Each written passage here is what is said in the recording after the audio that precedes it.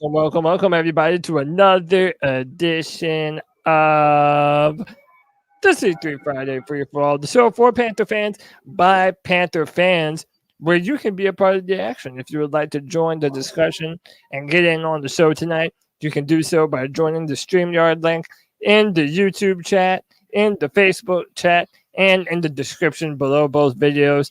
I'm your host, Cody Lashley, back for another excitement-filled Friday, as they always are, on the free-for-all. You know my boys that are always here with me to rock as soon as we start the show. First up, you know him, you love him. He might tell you that the Panthers are going to get their new head coach and GM. Oh, shit. I changed it up, Pickle, but he still might tell you to shut up. Pickle, what's up? Hey. To everybody out there that said the Panthers going to be sucked for 5 years, shut the hell up, dumbass! Nobody asked your ass. Yeah, go back there and cheer for the lame ass, pathetic Falcons. Yeah, be a Falcons we fan. know that's what you want. That's right. Hey, man, tomorrow is a brand new day, and hope springs eternal. And whenever I need a little bit of hope in my life, oh, you know I'm going to call on the brand ambassador, Diesel Skills, back on the show, ready to talk some Panther football. My brother Don, what's up, dude? You got that right, Cody. I'm ready to rock and roll. And I can tell you one thing about the Atlanta Falcons. Our offense was absolutely putrid this year, and we were able to defeat that team without even scoring a touchdown. So I don't want to hear anything from any Falcons fans on this podcast. Not tonight, not on the Friday Free-for-All. Got all my friends here with me, just as we have all week. We've had some great discussions on Spaces. Still encourage you guys to join us on Twitter or X, whatever you would like to call it.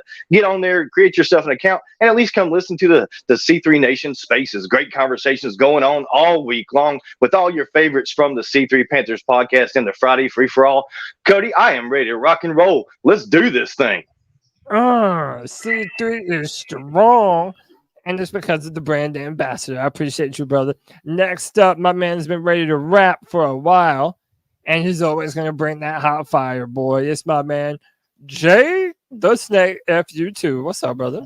What's up, y'all? Glad to be here. I'm ready to get into talking about our GM search and head coaching search. It's going to be a great night, y'all.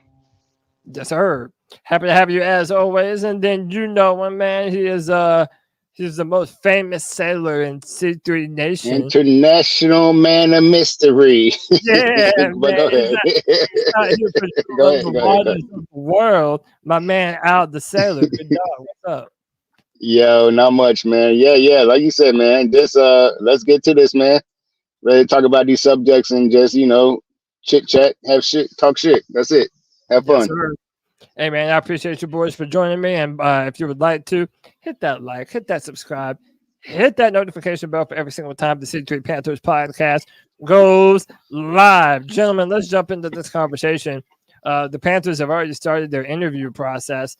And it would seem as though, if you look at the list, that the Panthers are prioritizing their head coach search over their GM search.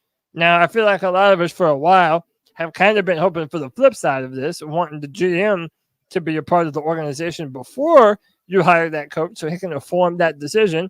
But it doesn't seem like the Panthers are doing so. Do you think it's too early to jump to that conclusion? Or did you think that this is something maybe to even be concerned about? Who wants to jump on it? I don't think it's anything to worry about. I heard this discussed on NFL Network the other day.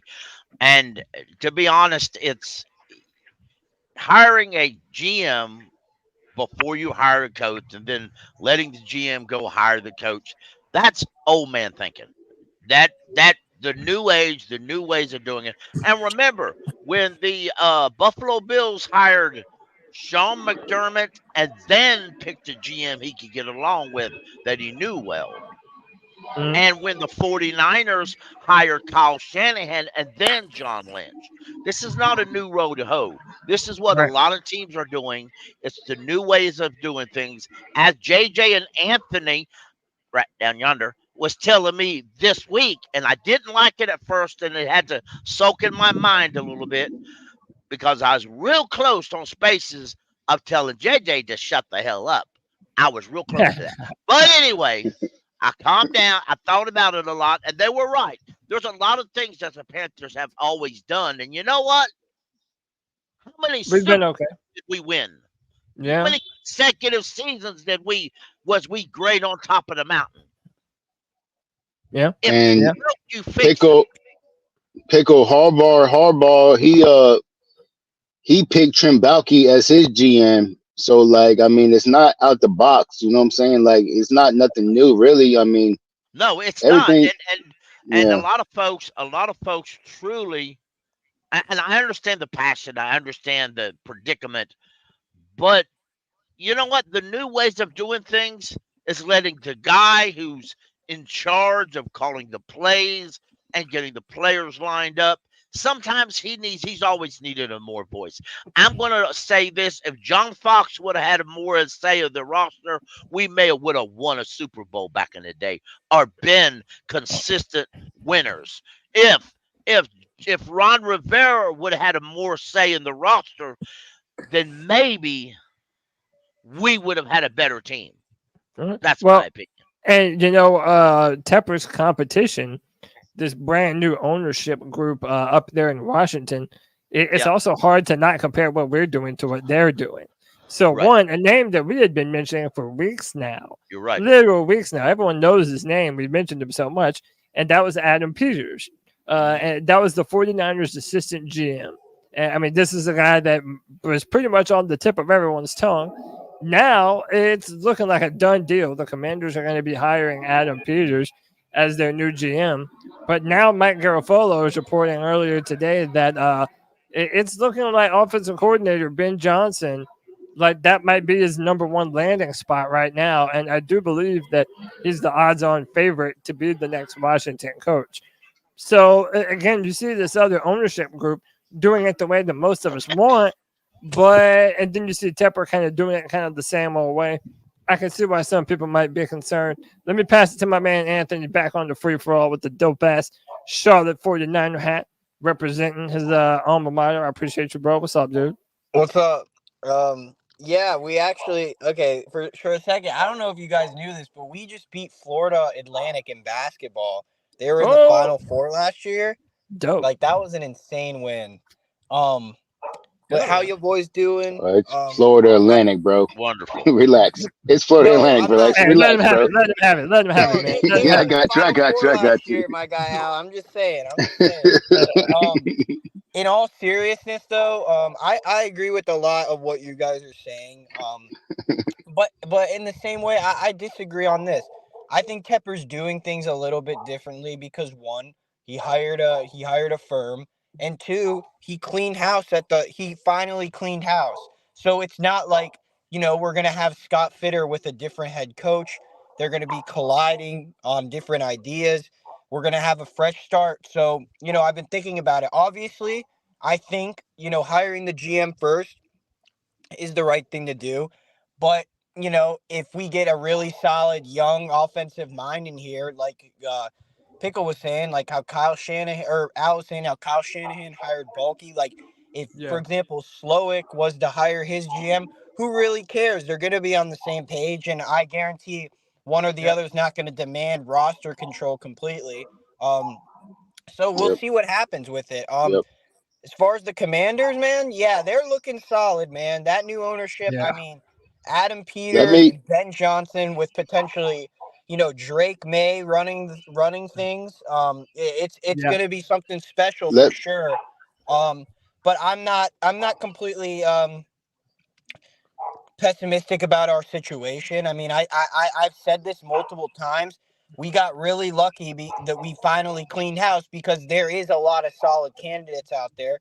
Even if we end up with a guy like, Todd Monken or Mike McDonald, I still think those guys can be solid coaches in this league. So we'll see what happens, man.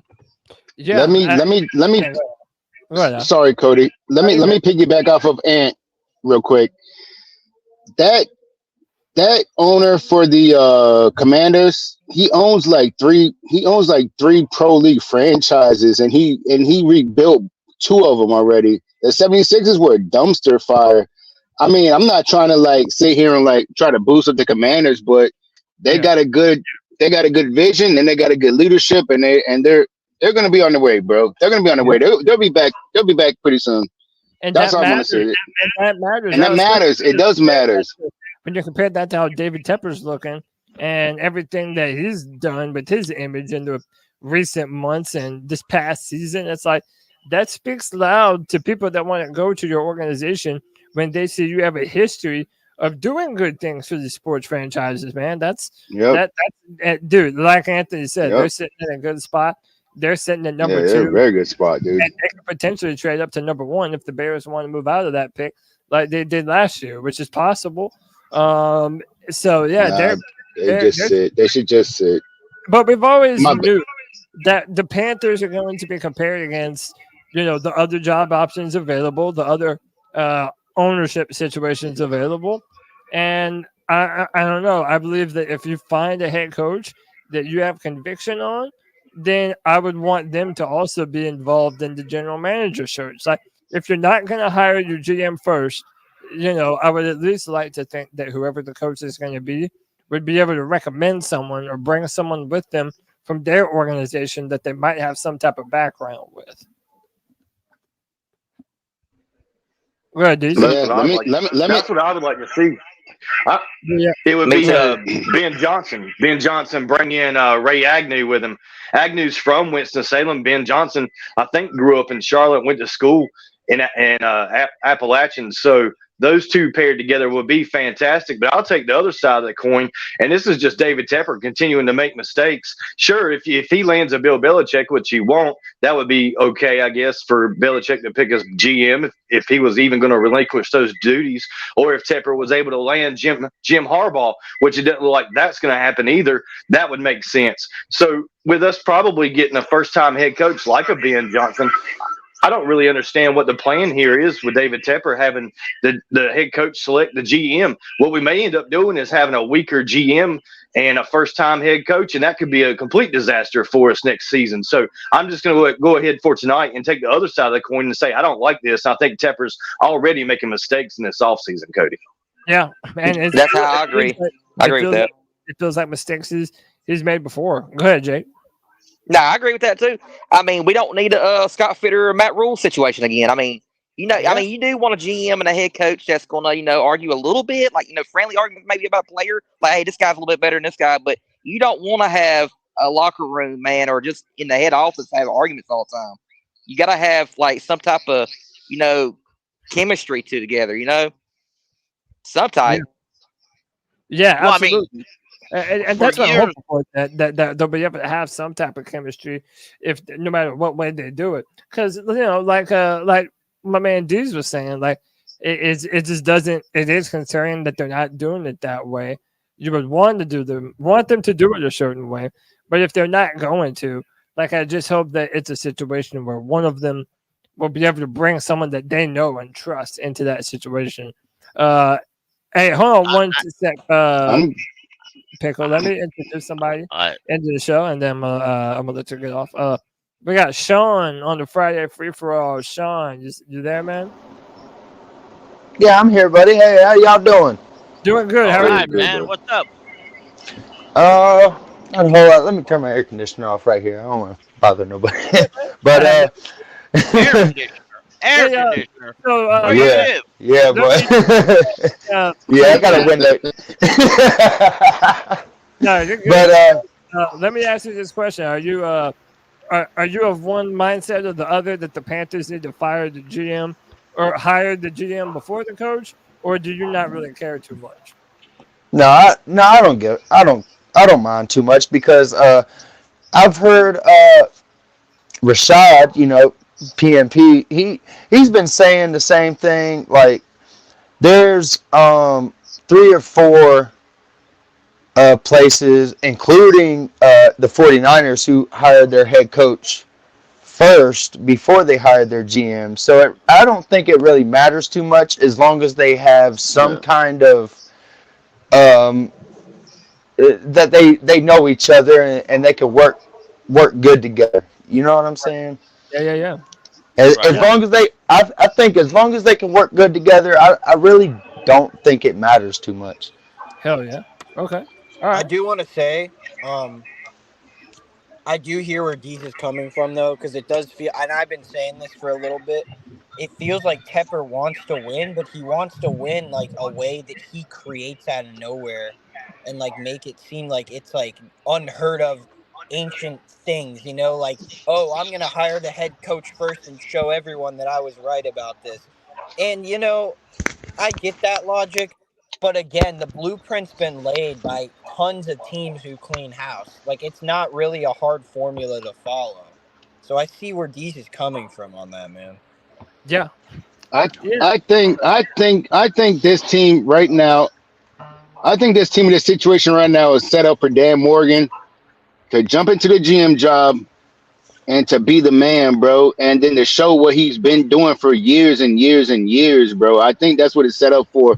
And I don't care who the coach is. I mean, like, I like Dan Morgan as a GM. I think he's a like I said, he's a pure football man through and through, bro. He's a football.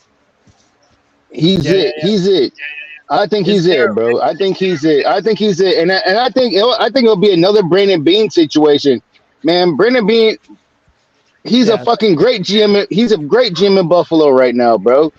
Yeah. Like, pretty good. He's pretty good. I mean, He's dude, really he good.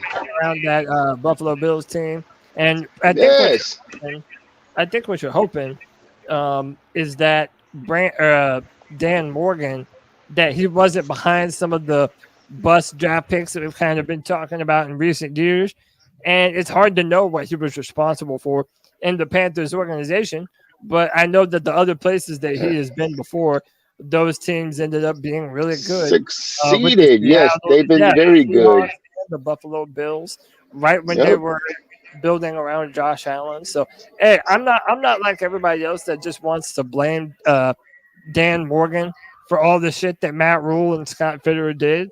Like, I'm not gonna blame No. him for that, but I also He's understand why a lot of people do want to just get a brand new pair of eyes in here as well. You know, I can he's see. like he's like fifth on the totem pole, Cody. He's like fifth or sixth on the totem pole. You know what I'm saying? Like, I agree. you know, It's you got just the older, scary. this guy, that guy. Yeah, no It's doubt. just scary to I- think that he could make the same mistakes that Scott Fitter did. I think that's the big thing. No, bro. He played football. He knows what he's looking at. He knows what he's looking at. Come on, man. Well, I think the question about Dan is you don't know what he agreed with and what he didn't. I made Right. this comparison the Yeah. other day, and Yeah. it's just my opinion. If not that hurt anything, but it's just I wonder often if maybe the reason why Tepper or the word was leaked out. I don't know who said it.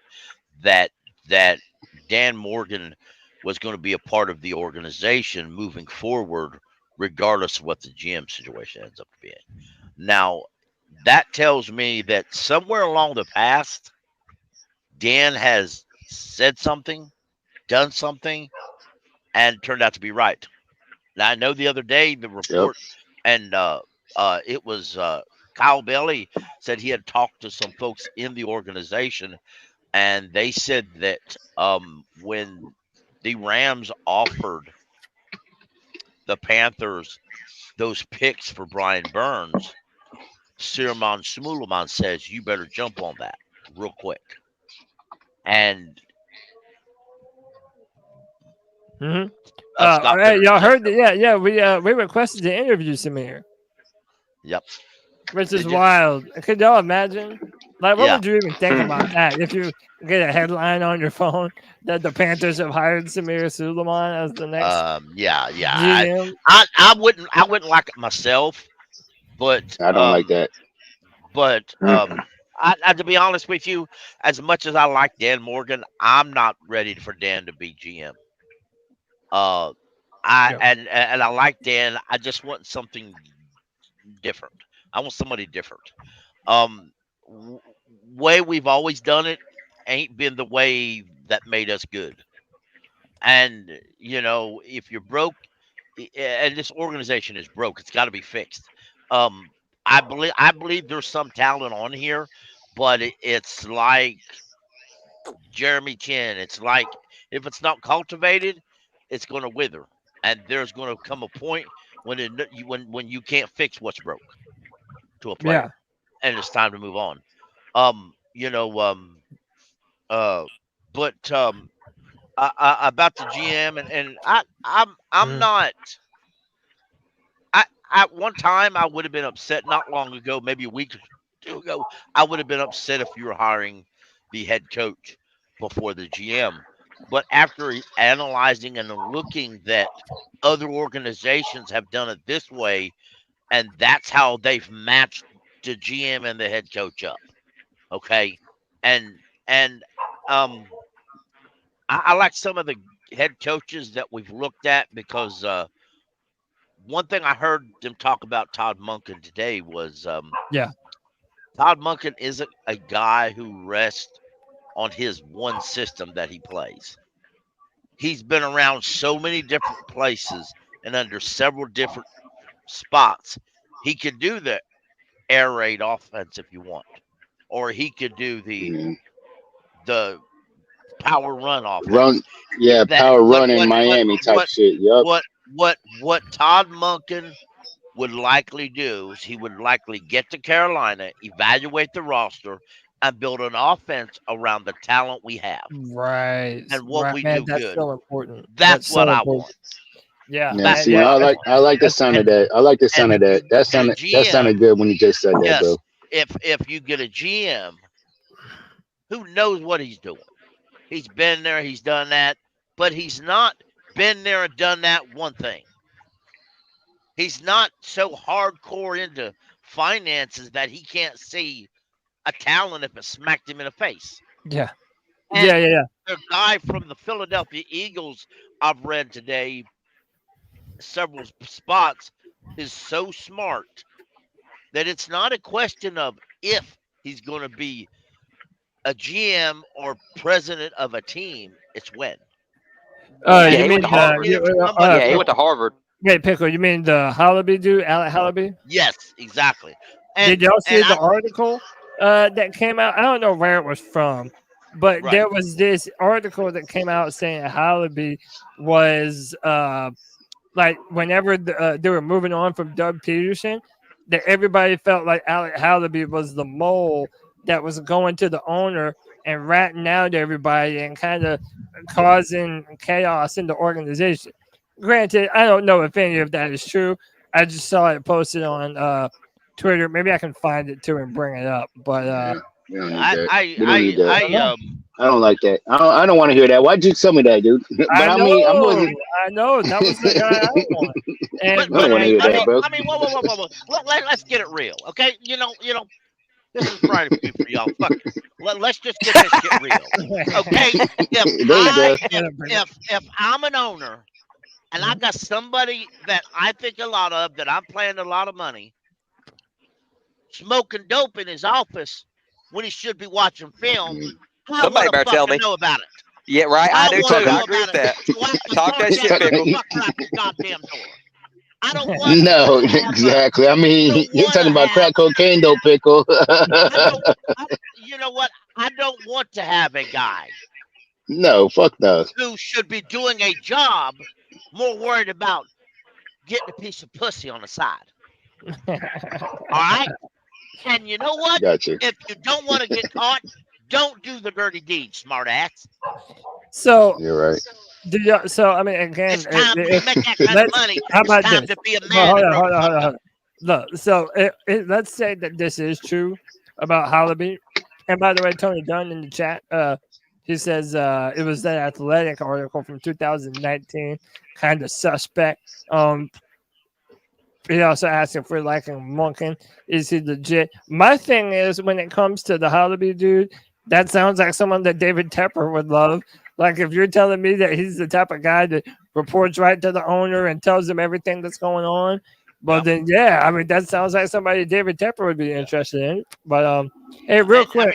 I mean, I do, from what I read about Halaby, I do like him quite a bit. He's a guy who can spot he's a guy that I read that he can spot talent, and he's very good at spotting talent, and he's good at seeing a guy and saying, that guy fits this system, but he may be able to fit that system. Well, I He's know real good that at doing that. in his I can even bring it up too. The analytics, like you're talking about, analytical mind. The Eagles You know guy, what I'm saying? Analytical you know, the one analytical mind, like you're that looks talking like about. Frankenstein? let me find That guy over here that I said looked like Jake Delhomme. Is that him? I don't even know now. Yeah, Here Are we you go. talking? Yeah, this is Are you out- talking? yeah, Are this you is out there right are you talking about 5-head Jim Carrey? Are you talking about 5-head Jim here. Carrey? No, we're not talking about 5-head Jim Carrey.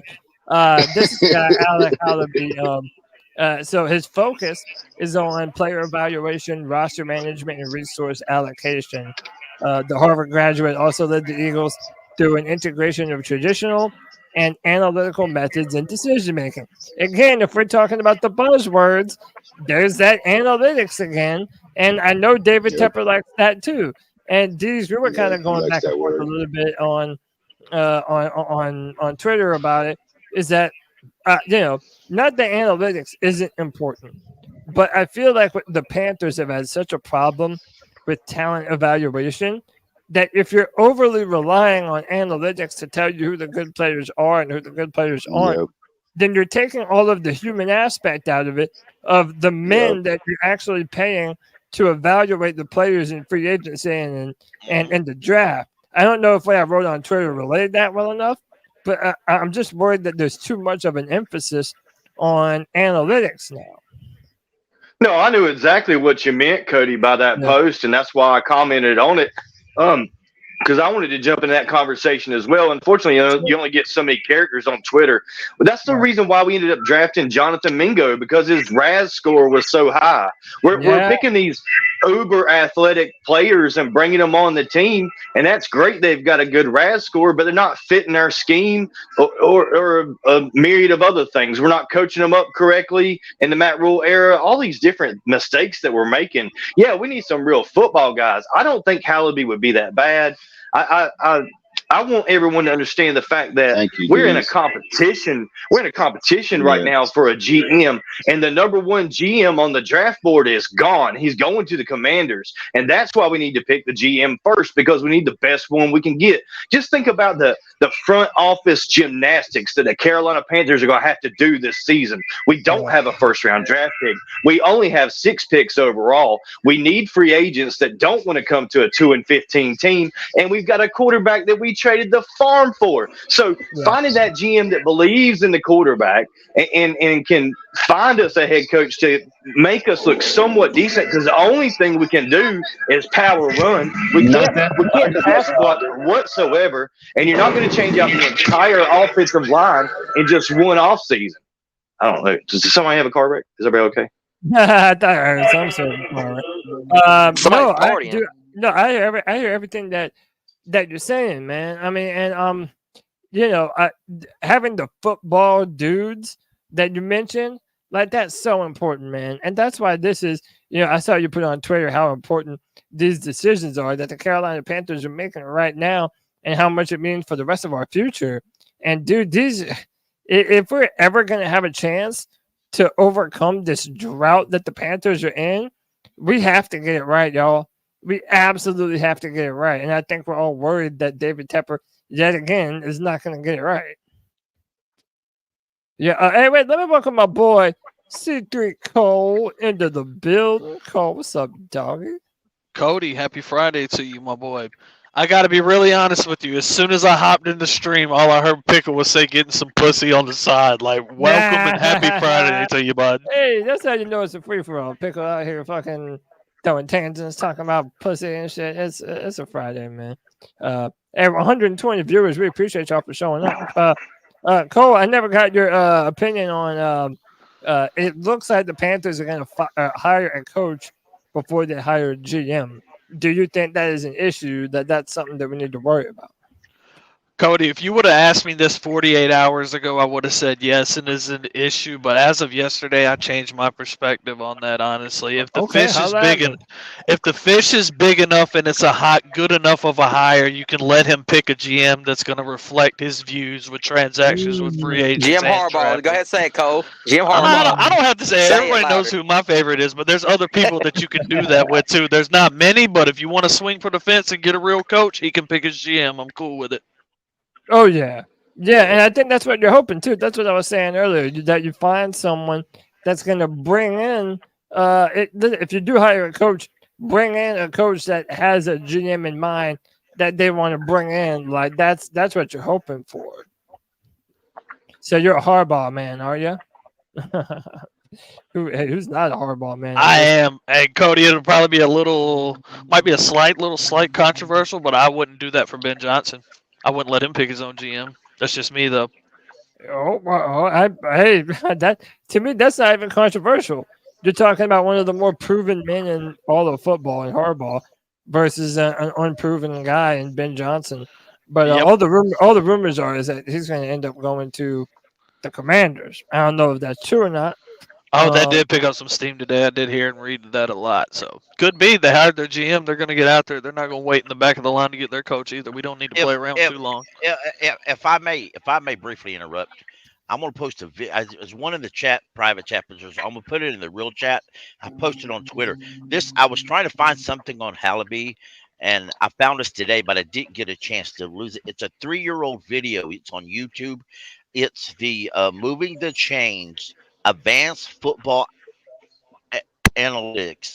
Hallaby's on there. You've got it's Brian Burke, Hallaby, Mike Leach is on there, and Nina Kimes. It's 15. It's almost an hour long. Okay, now there's a few spots down below the videos. It goes into chapters. It's got the Hallaby talks about the run pass balance. Now, like I said, I didn't get a chance to watch this, but if you think this guy is real close to being our GM, it may be a good idea to watch it. Yeah, Cody, if you I'd want to love show to do it, that even, too. I don't know that this is allowable, what we're doing. I don't know that. I know, copyright thing. I don't know that. But if you glance at it, there's a lot of details about, like he talks for 7-22 or 7-22 mark. He talks about run pass balance. I'm going to watch this. Yeah, tomorrow. no, that sounds like a great watch, especially if that's one of the guys that is looking to be. I mean, let's be real. As of right now, if you had to ask me, Right. I would say Hallaby's probably the leader in the clubhouse. Yeah, I agree. And yeah. the one thing though that I'm finding very intriguing, and I heard some of these insiders mention this, a week or so ago, and I kind of didn't pay a lot of attention to it, but I'm starting to wonder now. I wonder if the traditional duties of a GM, they are going to split up. And I mean that by saying, for example, just to use a word for my lack of better, say Dan Morgan gets the detailed of scouting and analyst or not analyst of looking at people and judging them on what they can do because he knows football. Compare that to Hobby, who knows the analytics, he knows contracts. Because I found this intriguing that a lot of these folks have been detailed in learning contracts and doing contracts. Because whoever's been doing our contracts for the last 5, 6, 7 years has clusterfucked this organization. We only have 23 million in available salary cap. And we were going through this last Tuesday, when Tony was going through it. I thought we were going to have more. I thought we would be set up to have more.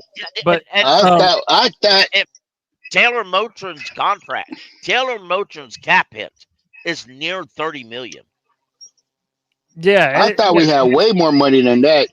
Cody, my bad, bro. But I thought we had way more money than that, bro. Well, I thought we were like one of the a fucking. lot of people gonna did. be- A lot of people Well, did. all And right, so hang on real quick.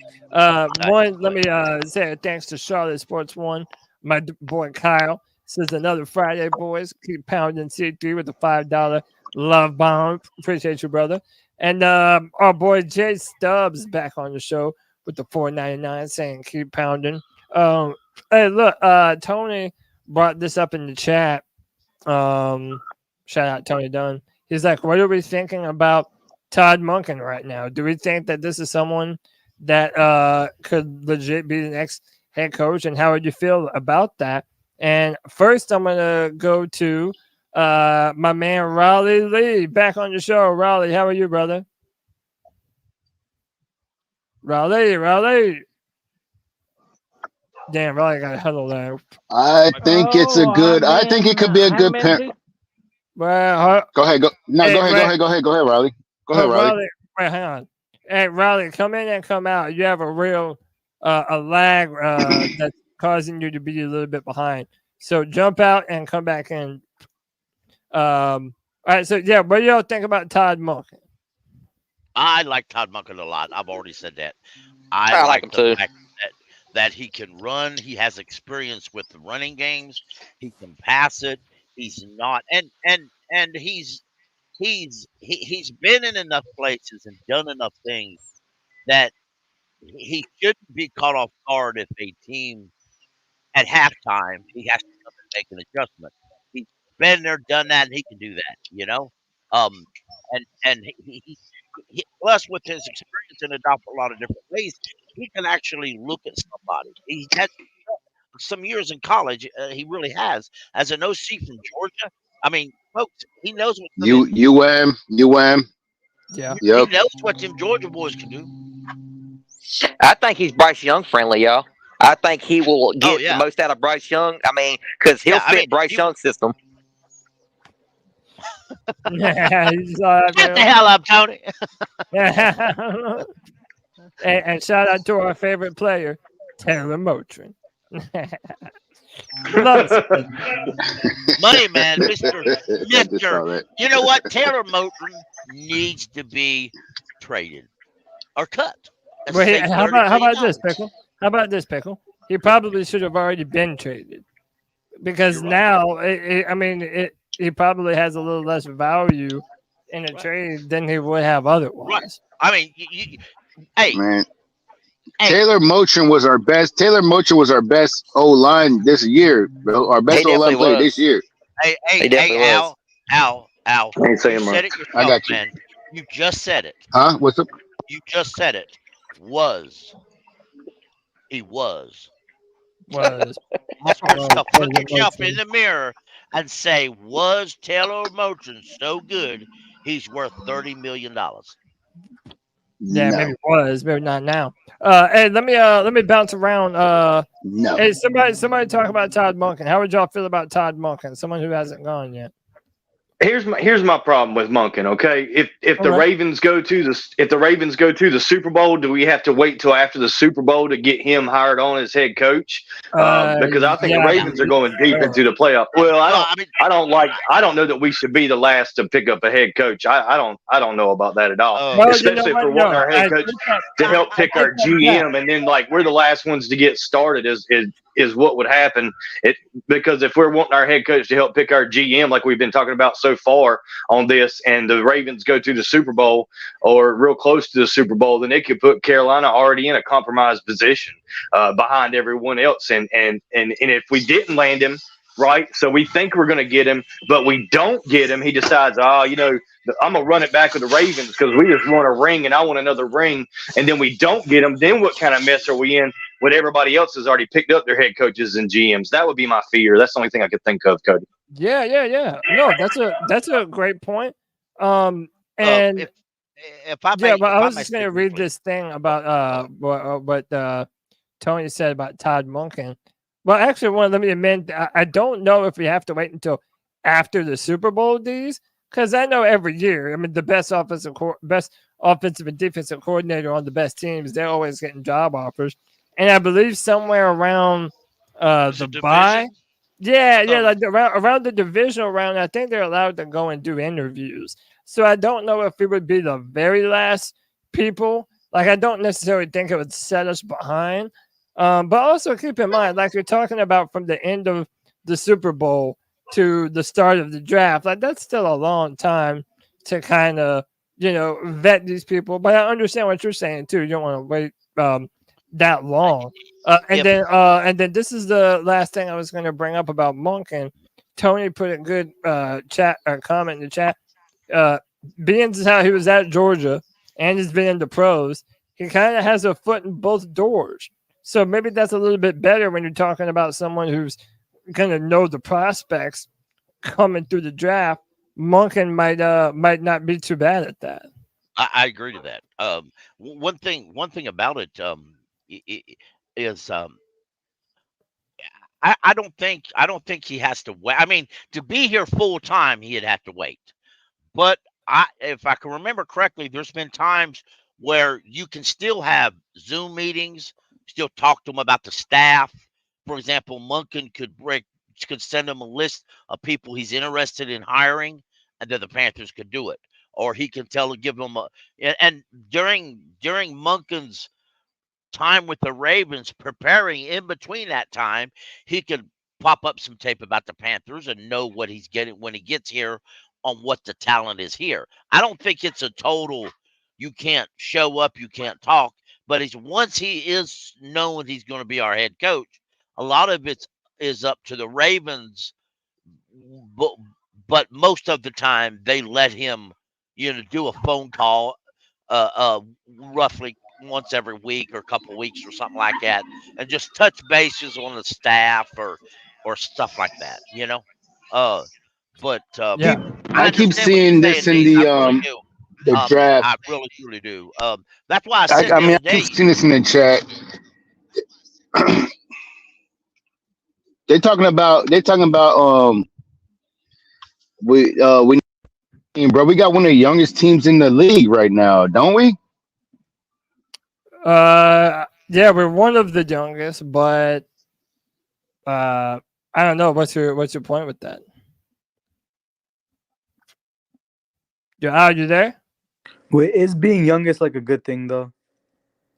Well, yeah. That's It's not the good. There's plus and minuses. You I don't mean, want to because be let's be too honest, young. we have the worst You- roster in the league. Yeah, well, we're not the youngest team in the NFL, but we're not the oldest team, and you don't want to be the oldest team. But do you think there's any team with a worse roster than us? I mean, right now, no, we have the worst record in all. Not combined all together worse. No, but really, I don't think we're now. Wait a minute. When you're talking, if you talk position by position, no. But if you talk about overall as a whole, yes, we are the worst. But the good part about it is you ain't got nowhere to go up. But yeah, we do have a young core of and a lot of these young guys have been stuck on mute basically since they've been here. Hey, let me. Hey, they don't know what they don't know because they've never had anybody qualified or with a brain to teach them. So, hey, let me ask. Am I talking to Brian Burns is a fraud? Yeah. All right, cool, man. What's up? Happy to welcome to the free for all. What do you feel about Todd Monken, man? I don't really I think he's like my sixth candidate. My first one is obviously Ben Johnson. I don't think that's gonna happen. And then I like their defensive coordinator more than him. What's his name? Oh, Mike McDonald. Mike McDonald. Yeah, here he is, right here. If we hire him, I'm going to celebrate and go to McDonald's. Yeah, give me a Big Mac pickle. I see what you did there, pickle. What I know, okay, C.J. Stroud, Josh Allen, and Lamar Jackson. All of them have defensive head coaches, and they still developed all perfectly fine. So yes, I don't think this defensive head coach is like a big requirement. So would you prefer a defensive minded coach? I just prefer a good coach more than like offensive defensive. I don't think we should look at that. Yeah, who cares if it's offensive or defensive? Yeah, I mean, I like the idea of being able to pair a play caller with Bryce for the future and that way you're not having to replenish that play caller every year. That's why I do like the idea of the offensive-minded coach. But I'm also not flipping out if we do get a defensive-minded coach. I mean, the best Panthers teams in history have always been led by defensive coaches with smash-mouth defenses. So what I'll say is that, like, I prefer an offensive coach, but a defensive coach isn't the end of the world. Right. Yeah, for sure. I'm going to be honest with you, and I'm going to may step on some toes here, okay? And if it pisses people off, well, too fucking bad. Pickle pissing people off? No, that never happens. When would that ever happen? Ben Johnson is not the correct head coach for the Carolina Panthers.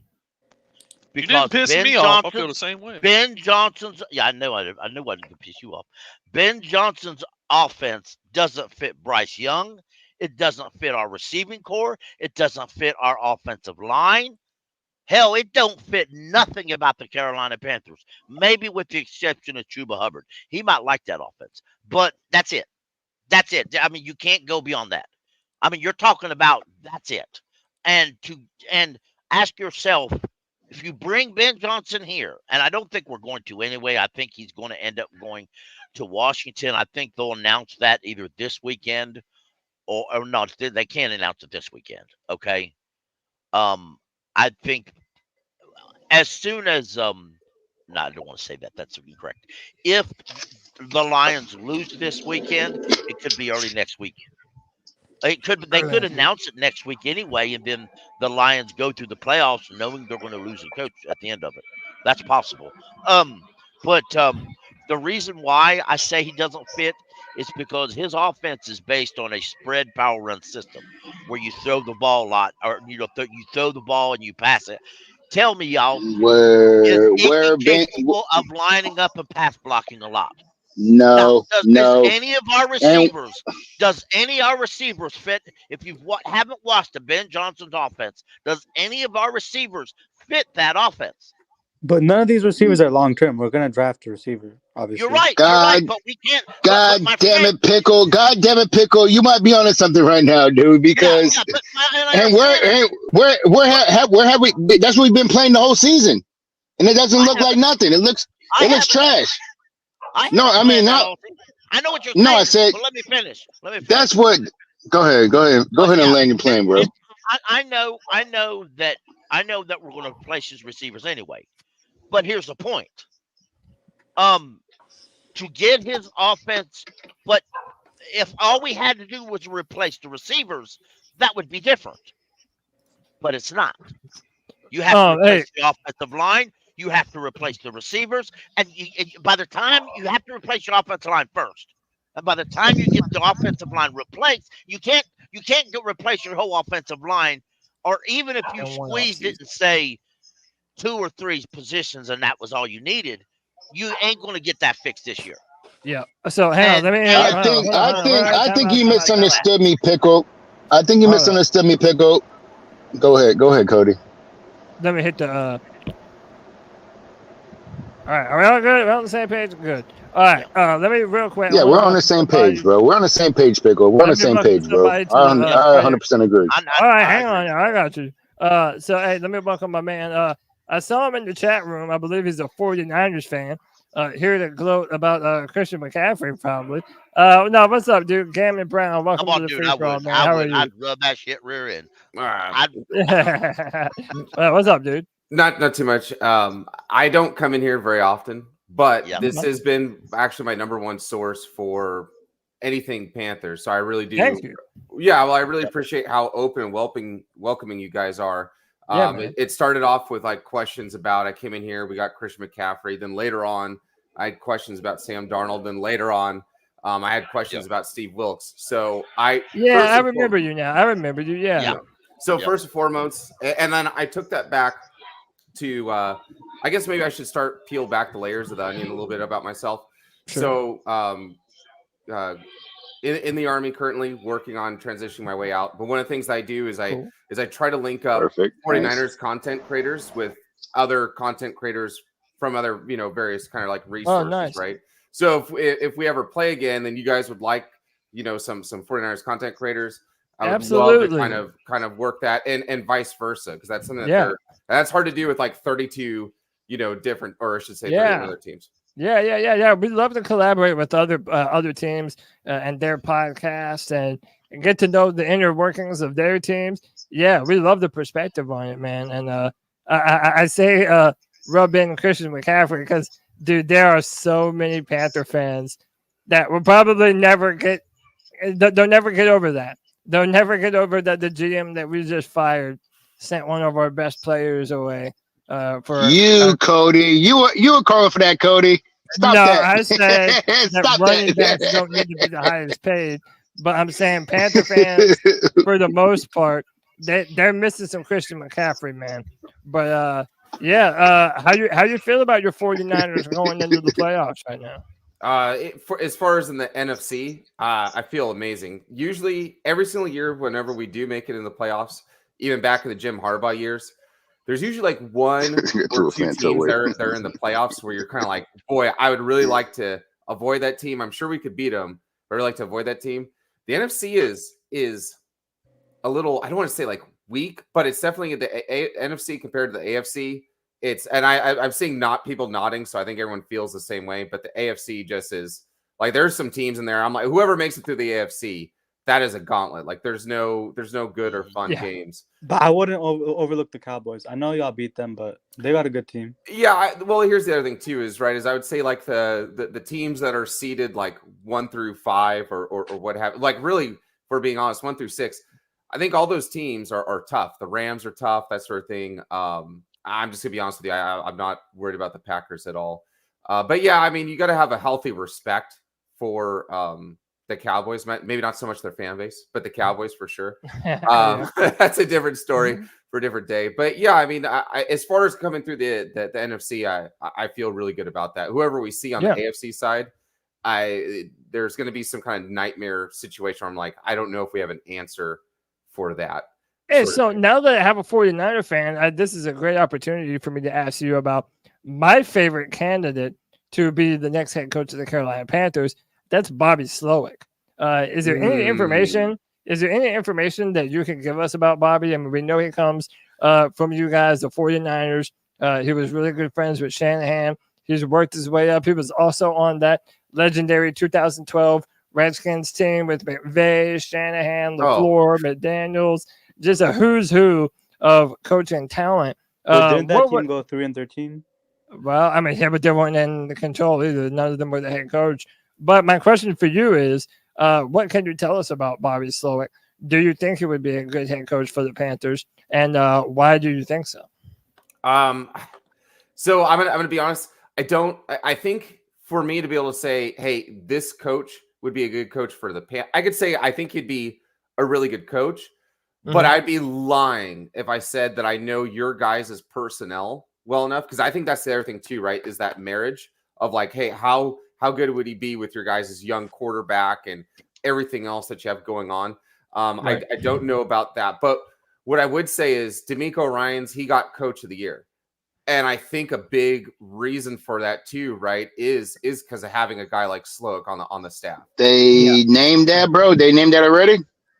Well, I'm not too sure. I in my opinion, I think it's almost kind of a given. I think it would be like a toss up between him and Dan Campbell, but I'm pretty sure Stefanski did pretty good job too. Yeah, I mean, there's a bunch of different coaches that have done well this year. Yeah. But I mean, I've heard DeMeco Ryans talk about how much Slowick meant to that offense. Yeah, and again, I've been saying this, and I know it's just rumors. I cannot confirm this, but the rumors is that if the Houston Texans were going to move up to number 1 with the Bears this past draft, is that they were going to do so for Bryce Young. Well, with Slowick being already on that staff, when the Texans were rumored to want Bryce Young, well, that at least kind of says to me that maybe Slowick was one of those people that felt like his style of offense could be good for Bryce Young. Yes. This is part of the reason why I do Tremendous. think Slowick would be good for Bryce Young and the Panthers right now. So I'm hoping that if we did hire him, he would already have an offense in mind for what he wants Bryce to be in the future. You don't. Absolutely. I mean, you're talking about the kind of mojo that he'd work here, because I think one of the problems, at least whenever I'd kind of come in here and I'd ask you some questions about like, hey, what do you guys think about your current head coach? And you guys would be like, this guy is. We thought he was an offensive coordinator, but this guy is not. He's not a coach at all. So I don't know about the coaching aspect of it, but I do know that this guy has gotten some ridiculous knowledge that he's just gleaned from a guy like Coach Mike McDaniels, a guy from Shanahan, right? Like you and it literally it shows, because if we would have just polled all the football fans and said, hey, how many wins, or do you think that the Texans will get into the playoffs in a loaded AFC conference, right? Yes, no, or LOL. I'm sure a lot of, like, so many people would have hit LOL, not even like no, right? So I think just it's going to be such a huge confidence booster. I mean, you saw what this style of offense did for somebody like Tua, right? I don't think Tua has the offensive, like the skill set, the ability, right, that a guy like Bryce Young has. I don't think that Brock Purdy, and we're just talking about ability. We're talking about physical, God-given talent, right? I don't think that Brock Purdy has that as the same thing as Bryce Young. So I'd say that this, whatever system that he'd bring in, and it'd be really important. You guys would still have to do all the other things. Draft well. You need a good offensive line, because the system is rough. Like it's you can't just draft somebody from Clemson or Alabama for an offensive lineman and go like, oh, he'll work. He was number 3 on Mayak's board. Like, that's not how that works. So to answer your question, he wouldn't just be a guy who would come in here with a nice big book that reads well. Like, he actually knows what he's doing. And then somebody said, that the scheme would simplify things. It would. The only thing is, I'm not gonna lie to you guys. I haven't seen a lot of Bryce Young this season, and I don't know what type of style offense that you guys were running. But but the offense everything. That's what the problem was. Everything we probably should. We almost never had. Hey, we don't know either. But we almost never had him under center, which is something that many Panther fans wanted, and we felt like it would have benefited Bryce Young a lot. I know that the 49ers do that all the time. They did it with Jimmy Garoppolo. I know they do it with Brock Purdy. And I've actually compared. People get mad at me when I make this comparison, but I actually compared Bryce. Like what you would want him to look like in the future looks very similar to Brock Purdy. I think that they're around similar size, around similar arm talent, and they're incredibly smart individuals. Right. And that's like that ultimate game manager style quarterback. I feel like that's what Cody Snowlink is looking for, and I feel like Cody. Can I say something, Cody, real quick?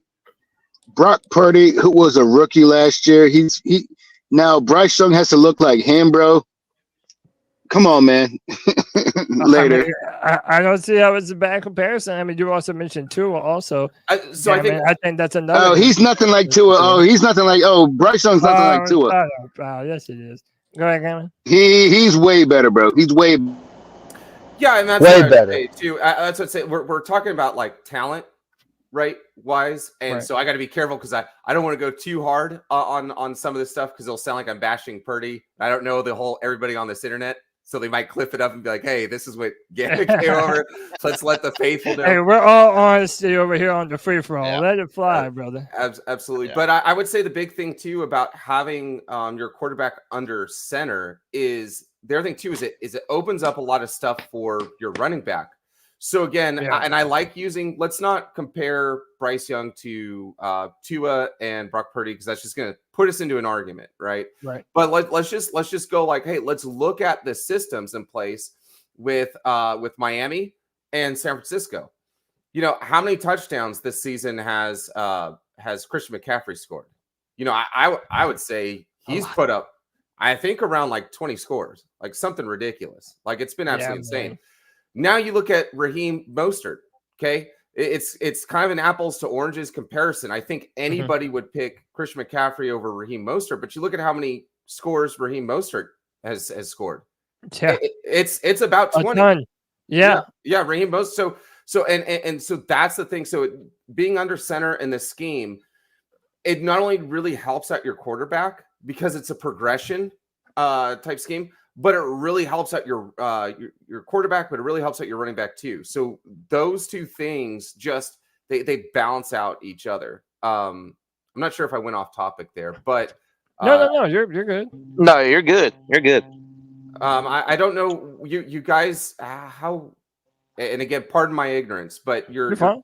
your tight end, how sold are you guys on your number one tight So end? we have a guy named Tommy Tremble who this past season finally started to be the player that we were looking for at tight end. We brought in Hayden Hurst in free agency, and he's been incredibly disappointing.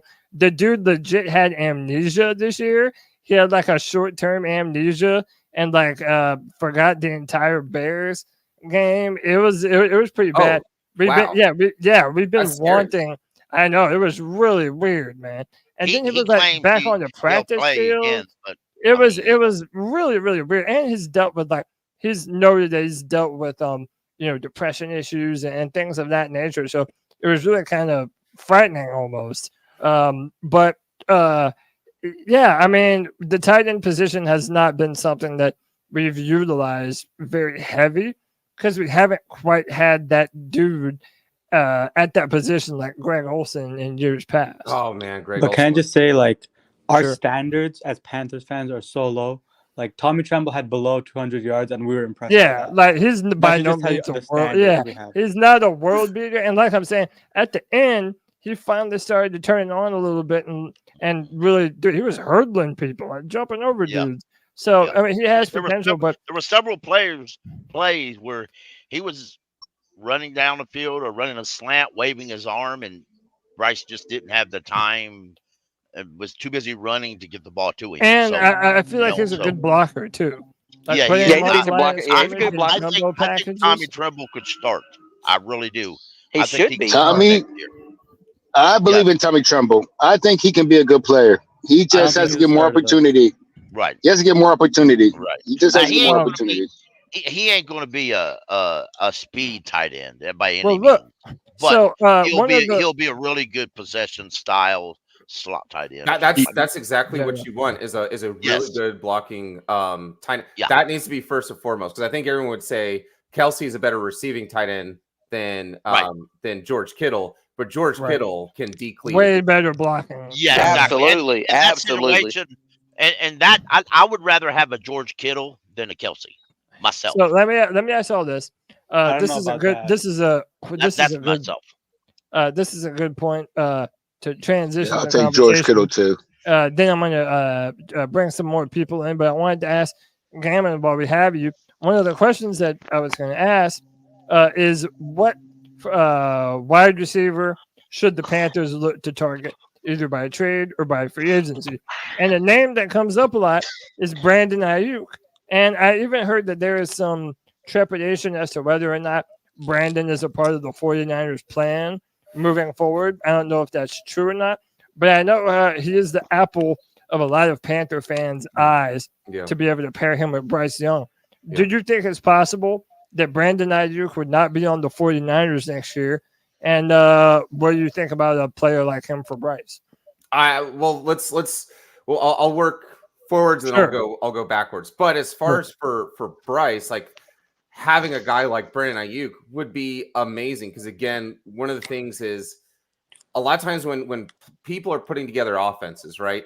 You're gonna have a guy who might be amazing in one thing but not good at something else, right? Like Kelsey, amazing route runner, catching. He's just gonna be a production kind of guy. But then if you start rolling back the tape and you're watching him be a lead blocker to kind of get some of the running backs bounced out, like that's not in his bag, right? He's more of a receiving tight end, whereas Kill's more of an all-around kind of guy. Brandon Ayuk is an absolute dog and a monster and a psychopath in the nicest possible way. And that's who you want, right? Like I used to love and was so jealous when you guys had a guy like Steve Smith. I mean, what a mental warrior giant. The guy was like, how tall is he? Like 5'9"? Yeah, is that 5'9", 185 pounds? Wasn't gonna 190? back down against anybody or anything. Like just no care in the world. Well, I mean, you get a guy like Brandon Ayuk, your run game's going to get a little bit better. your quarterback's going to go like, oh, I've got a guy who I know who's mentally, his mental part and his heart, it's all like we may lose every single game, but this guy's going to win every single snap. Yeah, and he is a disgusting route runner. And the thing is, that's what we need. We need that terribly coming That back. is so badly what we need. The only reason why he probably doesn't get brought up more is because you have to think about where do all the targets go for the 49ers, right? We got first team All-Pro Christian McCaffrey. You got first team All-Pro George Kittle. Then you got a guy like Deebo Samuel. So he's really going to be on any given play your third or fourth option. But Deebo's a glorified running back. Can you tell me that, please? Please, please validate that for me, bro. You got to get it. You got to get what you don't want to get, bro. Please validate that for me, bro.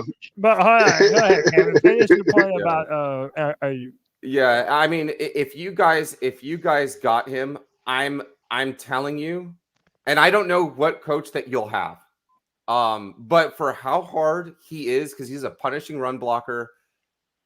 Oh my God, his legs, his movement. I'd be curious just to see it. Probably the only way it's going to happen is on Madden, but I think he'd put up like a good 1,500 yards for you guys, like easily, because he'd be the main target. Like it would just obviously have to go. Let me ask you this, and then I'll open up the microphone to some other people. My question about IU. Okay, the Panthers need a number one wide receiver. Like we have to have that type of player. Essentially, Adam Thielen was our number one wide receiver last year. The dude had over 1,000 yards, but it was obvious to everyone it's a bit of an issue if your number one wide receiver is a 33-year-old Adam Thielen. Okay, that's a problem. So what my question to you is, everybody knows that 49ers team, they're stacked with talent. You mentioned CMC, Kittle, Deebo. Like, they have dudes over there. Do you think that Brandon Ayuk can really hold up in that number one wide receiver role?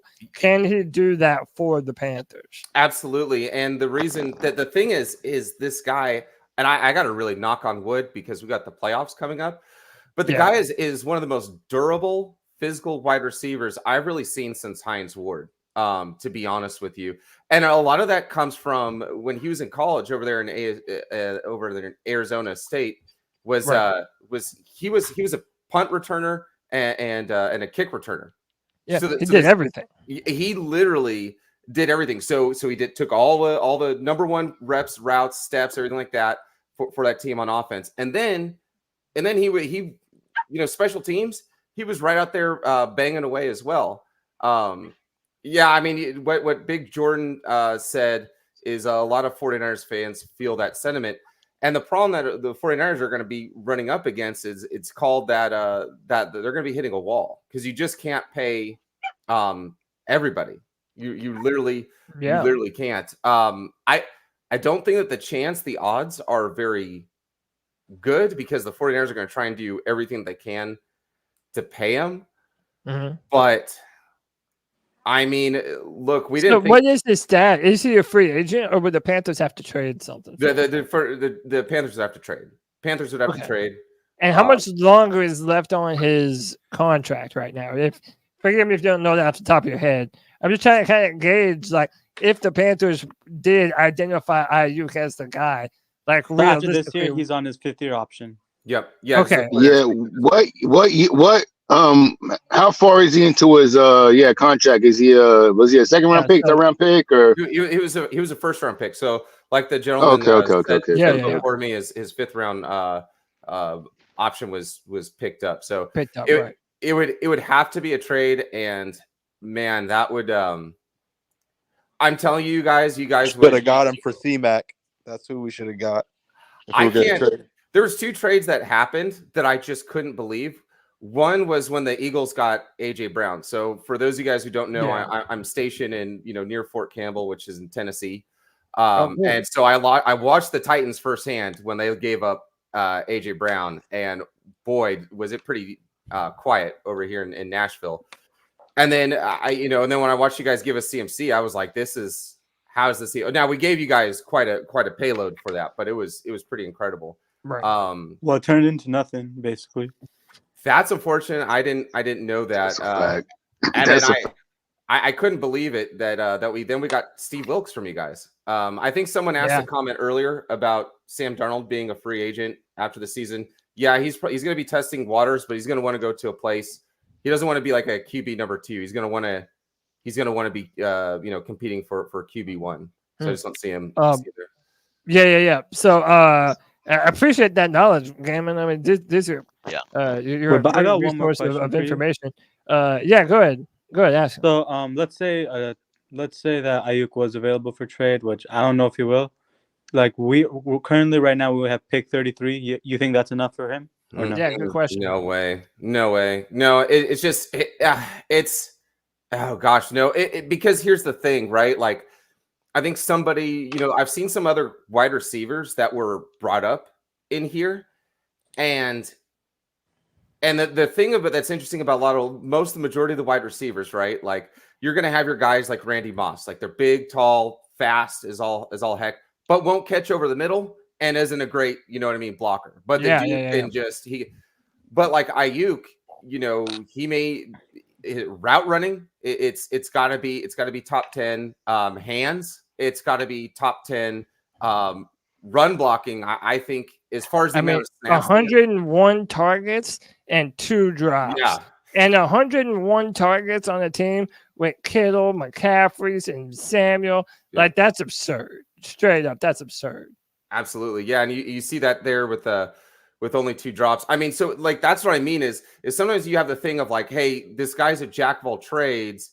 He doesn't do anything at the insane elite level, but like Ayuk, it's like I'm not gonna say he's the best route runner in the league.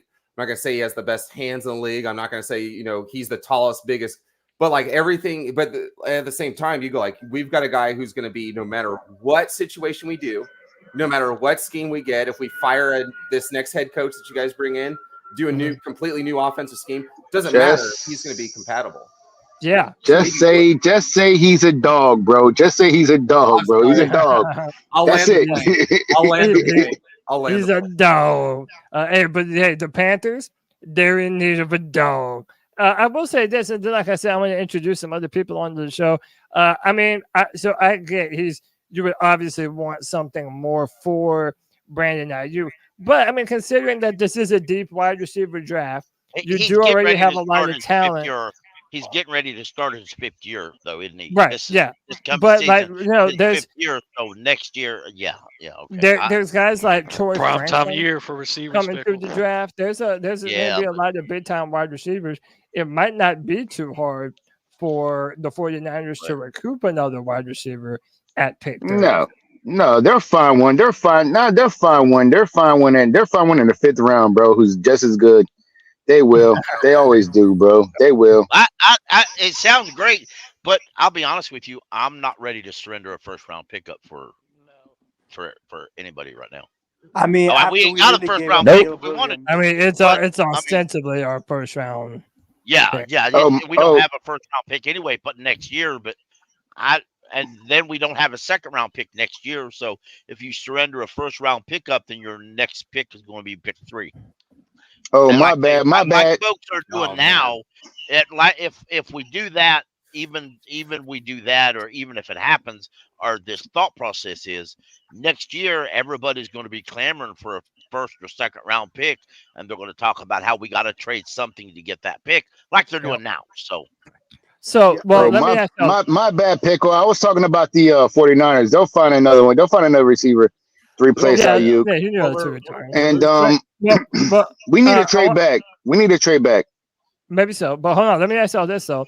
So we're talking about wide receivers, and it comes to my attention today. So Dov Kleiman put this out. AJ Brown deleted all Eagles-related content from his Instagram.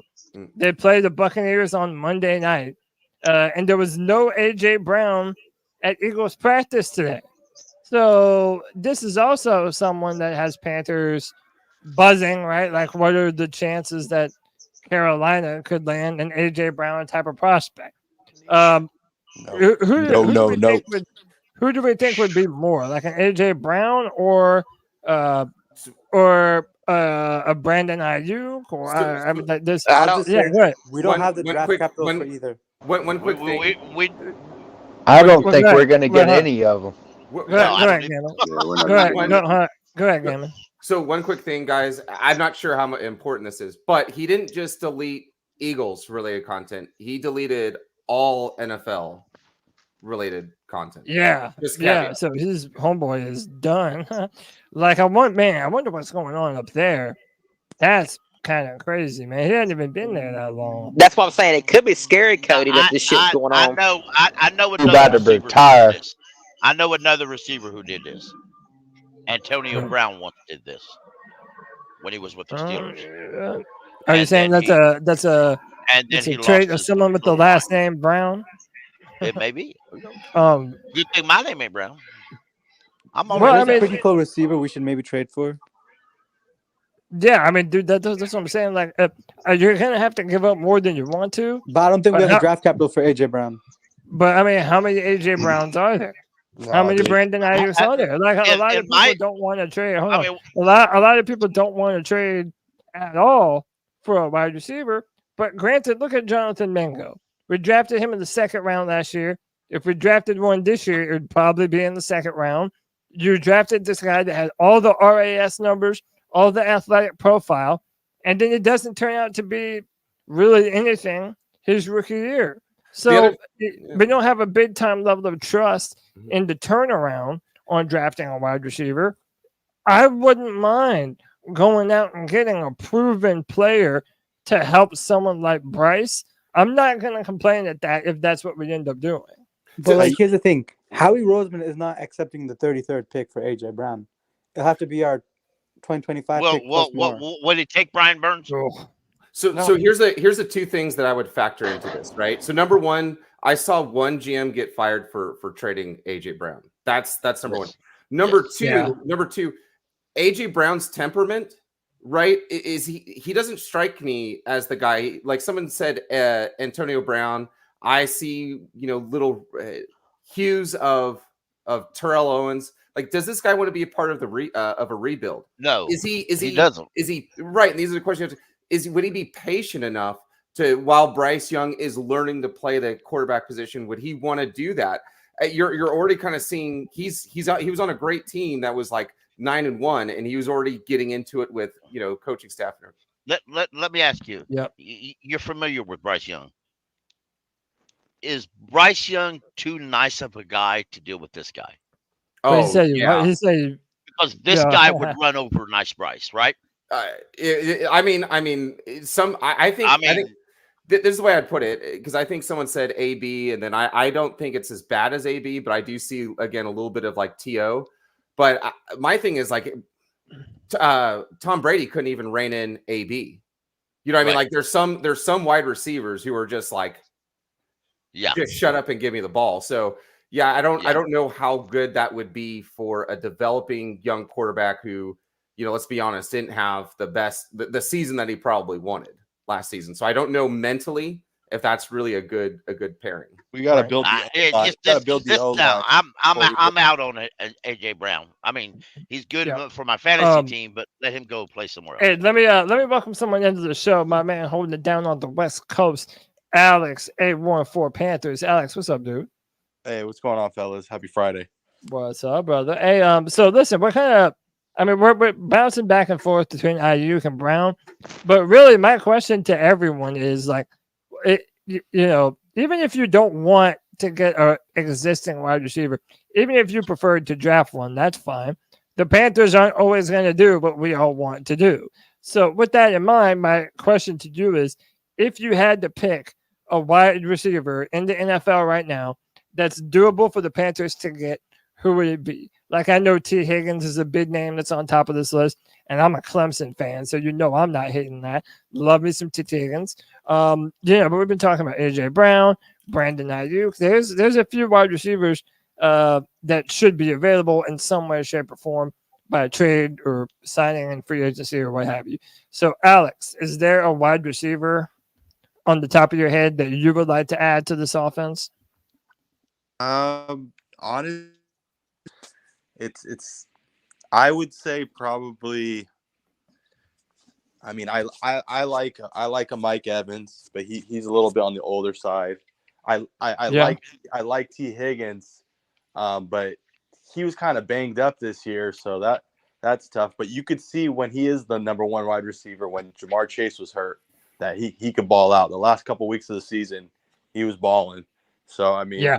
I've always admired a T Higgins. Anything where we have to trade for a wide receiver, no, because we don't have any draft capital. We don't have anything to trade. So anybody that's like under contract, probably not. But at the same time, I also think that it doesn't matter what wide receiver you bring in. If they take the top off, Bryce doesn't have any time to even throw the ball down the field. So I honestly think we still got to build within the trenches. There's other pieces that you could build around, but yes. And for whatever reason, Carolina has the worst time at drafting wide receivers. Like we had DJ Moore, and then after that was like Steve Smith. But between those two, it's been horrible. Dwayne Jarrett, all these guys that have come in there, and it's been horrible. Like they just don't know how to find the right wide receiver. So I would probably my money goes T Higgins. I mean, if I were to pick somebody, that's the guy I would go for. But do we think T Higgins makes it to free agency? Like, I don't think that happens. Their dilemma is that they have so many players to pay. They just played Burrow, and I think if you're guessing off the top of your head what wide receiver they would choose to sign if you had to pick one or the other, Jamar Chase or T Higgins, they're probably going to keep that Burrow Chase connection. So T Higgins is the odd man out in that scenario. And I disagree because the Bengals. That doesn't matter, Cody. Though they might choose offense over defense. They might choose offense. Wait, hold on, one at a time. I'll let you go to Brian Burns first. Brian Burns. So here's the thing: the Bengals, they have the 5th most cap space in the league. They have 60 million plus. That's more cap space than us. So I don't understand this notion that they're 100% going to let T Higgins go. Plus, if they're going to let any receiver go, it's Tyler Boyd. I don't see them letting go of T Higgins. Yeah, he's out of there, bro. All right, now go ahead. Wait, hold on. Go ahead, Al. What are you going to say? Oh, I was gonna say, yeah, they just might choose offense over defense, bro. They might just want to try to restock on fucking not fancy, but through the draft and fucking get that defense right like that. You know, defensive players are not like offensive players, bro. They're not a dime a dozen, dude. I mean, offensive players are a dime a dozen. Yeah. I mean, and also if you're the Bengals, that would be a lot of money that you would have wrapped up between the three of those guys, man. Well, they're trying to win now.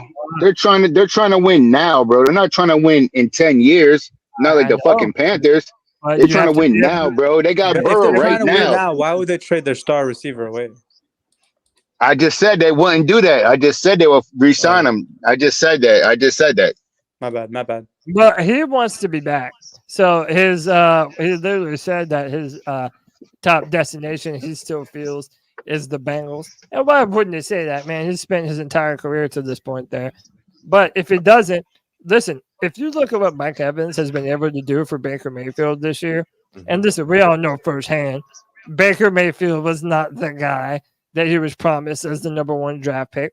But when you give a receiver like T. Higgins to a quarterback like Baker Mayfield or someone who's a little undersized like Bryce and Mayfield, man, he's going to come down with whatever is thrown at him. Bryce needs the type of target where he can go, man, screw it. T's down there somewhere and get the ball to him. He needs that type of connection.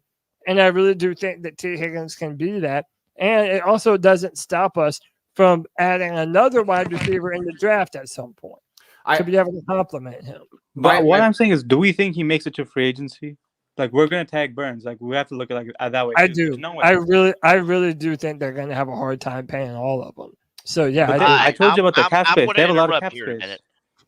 Go ahead, yeah. I listened to 2 days ago. I was listening to the NFL Sirius XM radio, and the Bengals beat reporter who covers the Athletic. His name is in the private chat because I can't say it, Cody. All right, now he was talking to Rich Gannon, and they asked specifically about T. Higgins, and he said he believes T. Higgins will be franchise tagged to trade because the Bengals are desperately wanting a pass rusher for their 4-3 defense. Oh, are you thinking what I'm And the thinking? immediate conversation after that, when they ended that conversation and my mind was rolling, they started talking about the Panthers and the fact that we would probably tag Burns. And I'm thinking, well, there you go, monkey face. Ah, damn. So you're talking about a tag and trade. Because if I'm giving anybody some money, it's going to be T. Higgins, not Brian Burns, because Brian Burns doesn't produce on the field good enough to get a good contract. Well, I got a question for Pickle. Pickle, do you remember what happened when Alvin Harper left the Cowboys to go to the Buccaneers? Yes. Yes. What did he do? Shit. Yes. Come on, man. Yeah, but Come on, man. I don't care Come about- on, man. I don't- Come on, man. I don't care. Come on, man. Slow your roll, bro.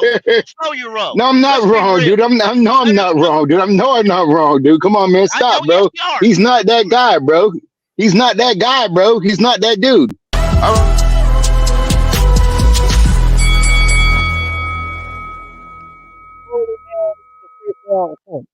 One, he's not him though, Al. My thing is, if you want to make the comparisons and say it can go wrong, yeah, of course it can go wrong. But what Pickle is saying is that it seems like a I scratch your back, you scratch my back type of problem. The Panthers need a wide receiver, and we all know that.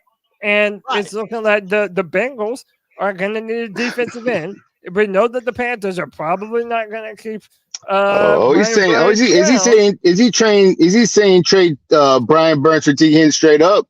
You damn right. Yeah.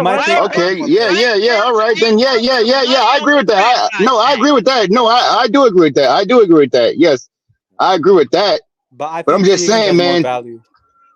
I'm just saying, T. Higgins. He's not the number one wide receiver right now, dude. Okay, Al. Okay, Al. Put yourself on mute for a minute and listen to somebody else.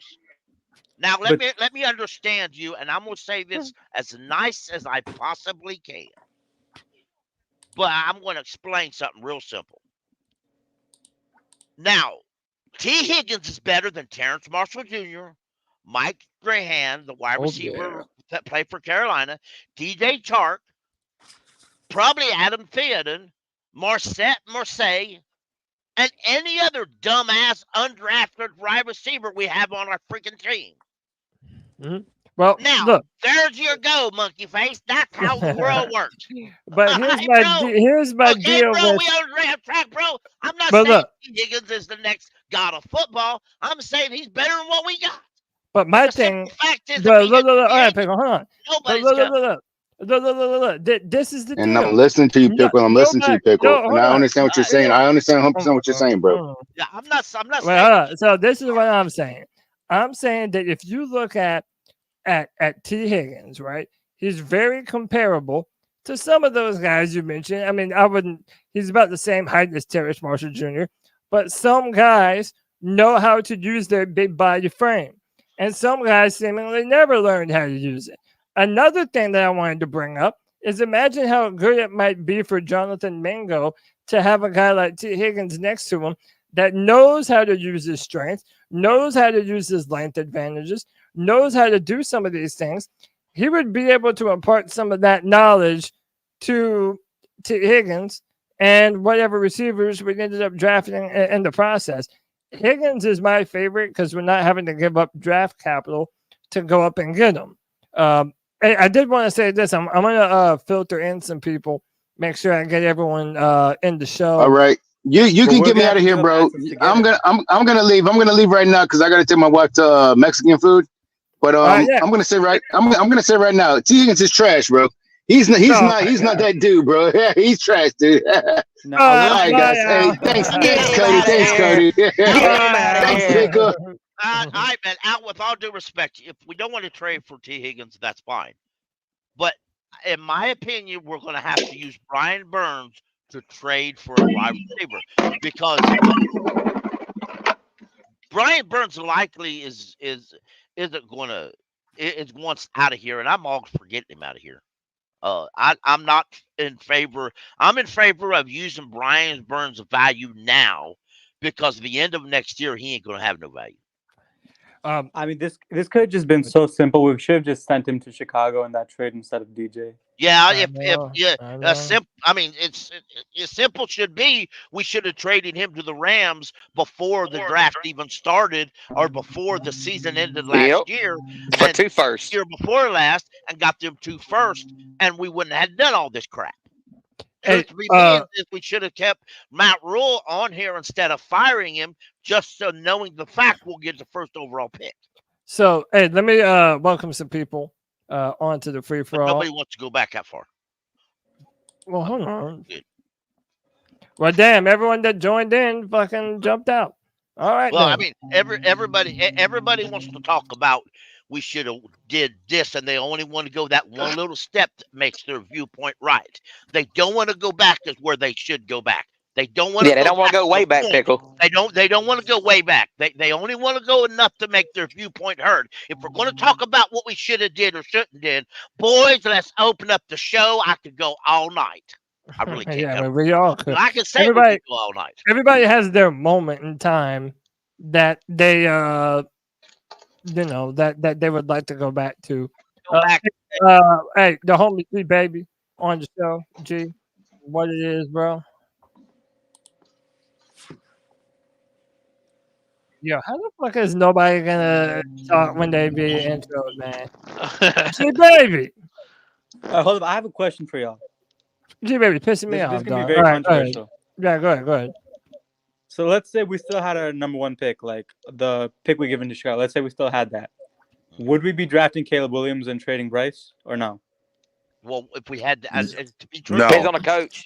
Ask me that question one more time. So let's say we still had like our number 1 pick that we gave up.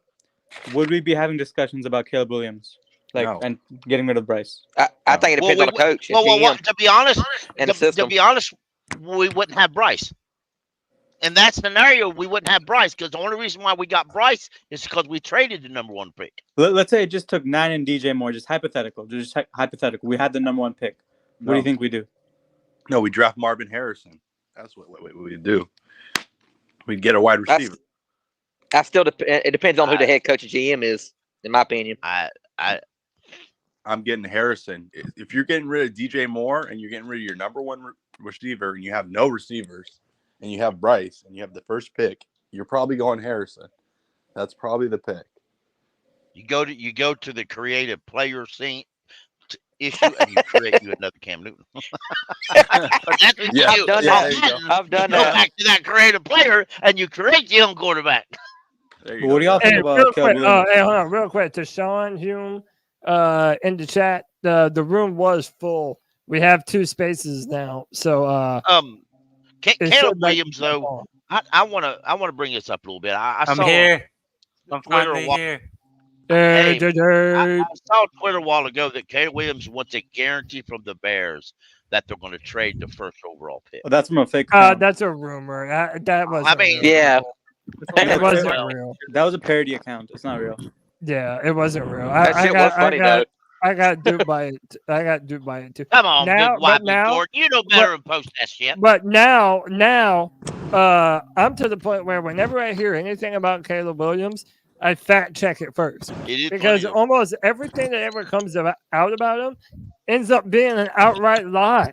Like it's just not even fucking real. So I had to stop. I had to stop making those quick judgments about him.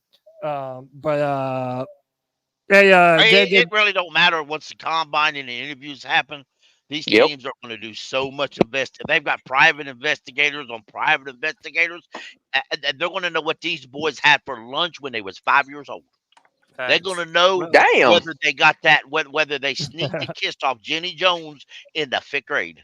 Oh, Lord. They going to know more than just that. But you know what I'm saying. They're going to know everything about these boys. Yeah. So let me open up this to everyone that hasn't answered yet. We got Anthony back on the show. Josh is on the show. Maybe we got G Baby. I don't know. I'm gonna just bounce the question around. What's the wide receiver? What's the wide receiver that you would like to get on the Panthers in 2024? T. Higgins. All right, why T. Higgins? Well, one, I saw him in person, and he's a dog. Two, He is. every time Jamar Chase has been out, and he's been the wide receiver one, he's averaged like 130 yards and 8 catches. He's legit. I don't care what Al's saying. Three, he'd be a great red zone target, and he'd be a guy that you can throw a one-on-one jump ball to if we need a big chunk play. And he's a guy that I'm willing to overpay. He's a guy that I'm willing to, and you're gonna have to overpay him too, just because of our destination situation. I know he's from the Carolinas, but it's gonna take money to get him here. And I think we can do it. Honestly, I like Pickle's thing about the Brian Burns, but then again, the Cincinnati's cheap, so they wouldn't want Brian Burns because they'd have to pay him a shit ton of money. So I just think you're gonna have to go out there and you're gonna have to splurge some money. And hey, listen, we know this though. They tried trading for T. Higgins and Devontae at the trade deadline this past season, which means Gotta be some interest. There's got to be interest. There's got to be. There's more than an interest. Well, That's why a are big people old priority. I tell you what, in the just chat room, man? the Bengals also need a right tackle desperately. We'll throw in Brian Burns and Taylor Motrin. How's that? Absolutely not. That's What way you too much for saying? just What was you T. saying, JJ? I was getting ready to say, no. Whatchamacallit. It's crazy how Cody talking about why is everybody shitting on T. Higgins? But I remember The chat. I'm saying the chat room. Everyone in the look. you were shitting on DJ Moore saying he couldn't even compare to T. Higgins. I don't want I never said no. Why the fuck y'all want to y'all want to give T. Higgins a fucking bag? Oh, nice show. What is wrong with y'all, bro? I'm not saying T. Higgins is bad. He's just like not the separation. No, y'all stop it. What the fuck has T. Higgins done, bro? Oh, here we go. No, bro. No, the only motherfuckers that want T. Higgins are niggas that live in the Carolinas, bro. T. Higgins ain't even been talked about like that, bro.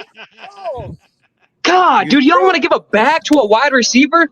There's plenty of wide receivers we could take in the draft, bro. We're in rebuild. We don't even have salary cap for that shit. Y'all living in La La Land, bro. Y'all need to wake the fuck up, bro. All right, so pass that shit, G-Baby. You've been smoking too long.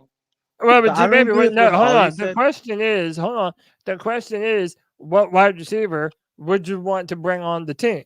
I would want to draft one, Cody. Draft one, G. But I'm saying the Panthers, they're going to do whatever they end up doing. I'm saying if you had to get an existing NFL wide receiver, who would it be? Nobody, bro. We're in a rebuild, bro. Nobody, bro. I'm not wasting a bag on a wide receiver, bro, when we can't even pay. We paid DJ more than we traded him. All right, G-Baby, let me ask you a Y'all question. had a chance to bring DeAndre Hopkins in. We could have paid DeAndre Hopkins, bro. We had that chance, bro. Gee, let me ask and you y'all want to pay T. Higgins, a nigga that's got the case of the drops?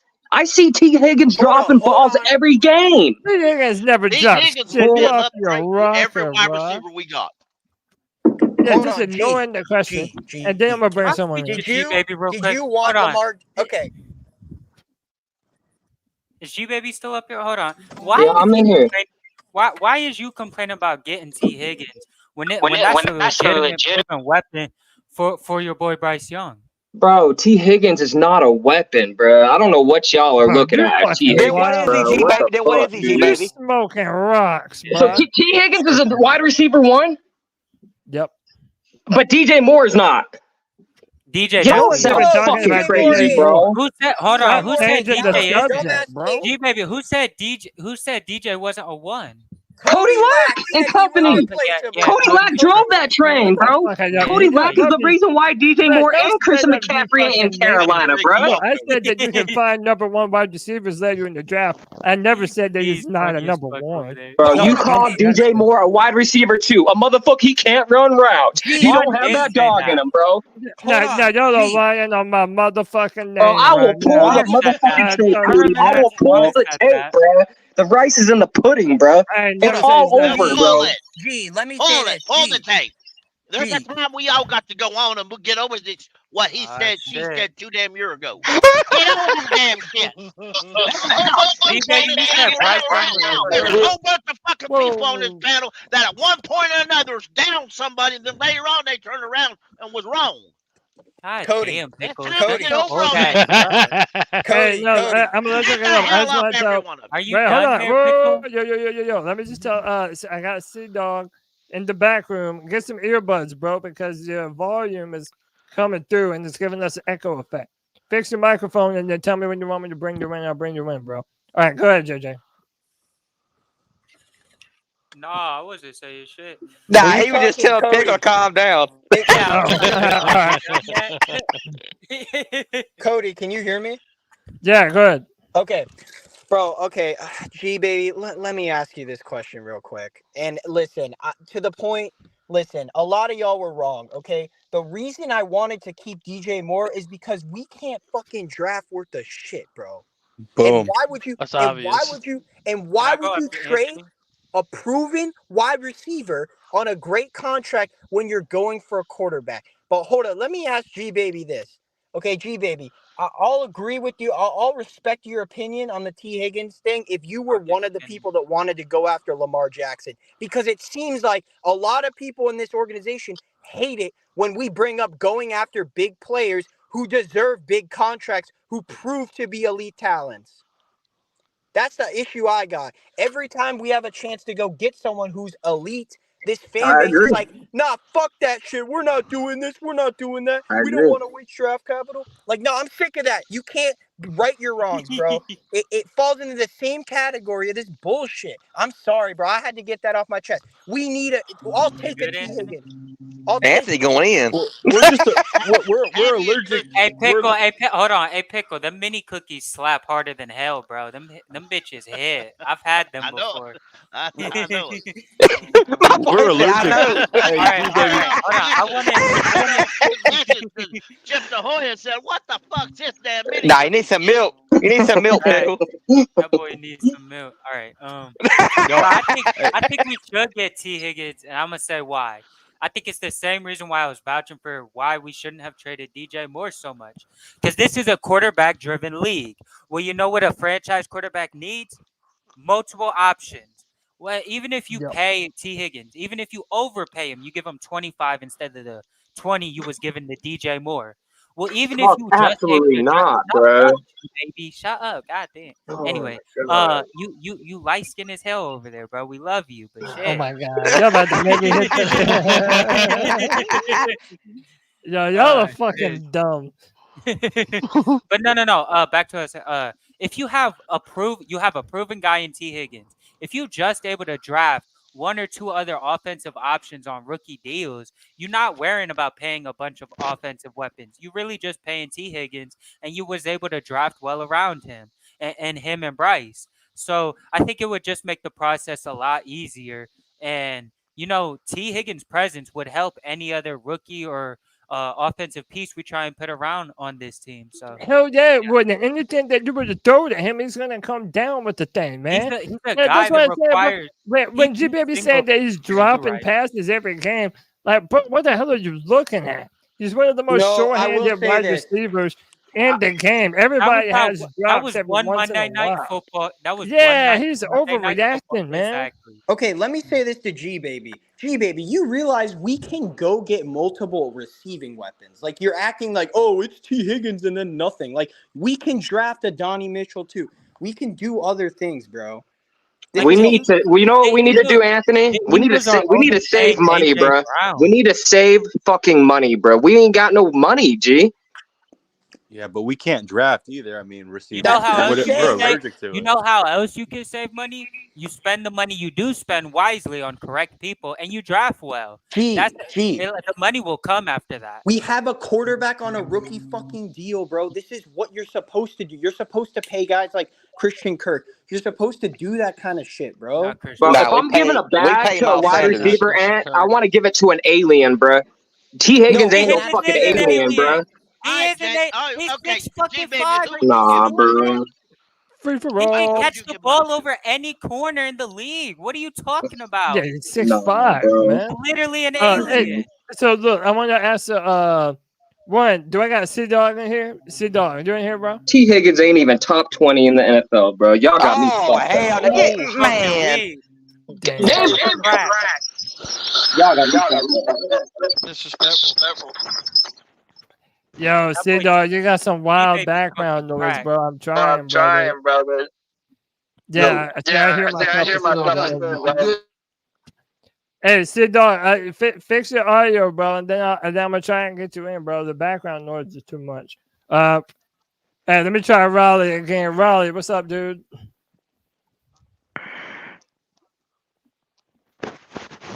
Damn, everybody's lagging out, bro. I don't know what Nah, the he hell heard going he on. heard G Baby talk shit. He said, "Oh hell nah, I'm good on that." Hey, Hey, everybody may be logging out, but Panther Pickle ain't logging out. I'm here with you, baby. Yeah. All right, hey, Brian Burns is a fraud. Is back in the show. What's up, dude? No. So the question I was asking is, just what wide receivers are y'all looking to bring here? I want to hear from some people I hadn't heard from yet. Cole, what wide receiver, if the Panthers went out and got one, who are you looking at? Who do you think we should be bringing here? You talking anyway, or you want like? Yeah, I mean, it really don't matter, man. Like, if you prefer a free agent route, then you can say one of the free agents. Some other names that were mentioned is also. He said, "Let me help you out." What is it, Anthony?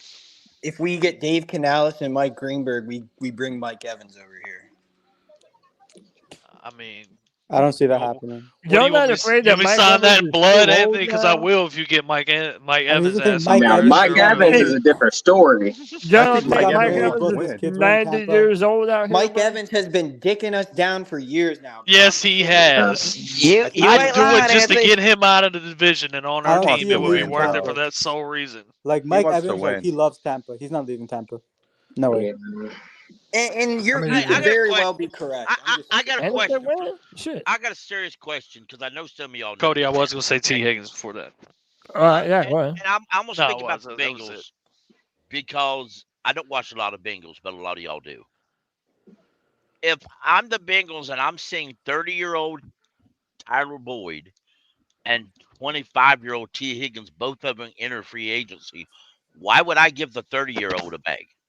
That's what I'm saying. I don't think T. Higgins is making it to free agency. I mean, I didn't realize both of them were heading to free agency, but if I'm the Bengals, I'm giving the 25-year-old T. Higgins the bag.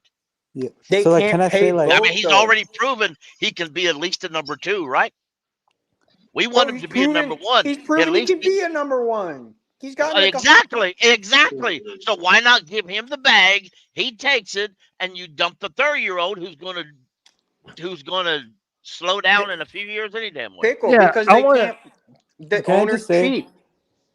He's not going to be willing to He's pay still got them to that pay much. somebody something. He's still got to pay a wide receiver something, don't he? Or is They'll he just going to go draft. out?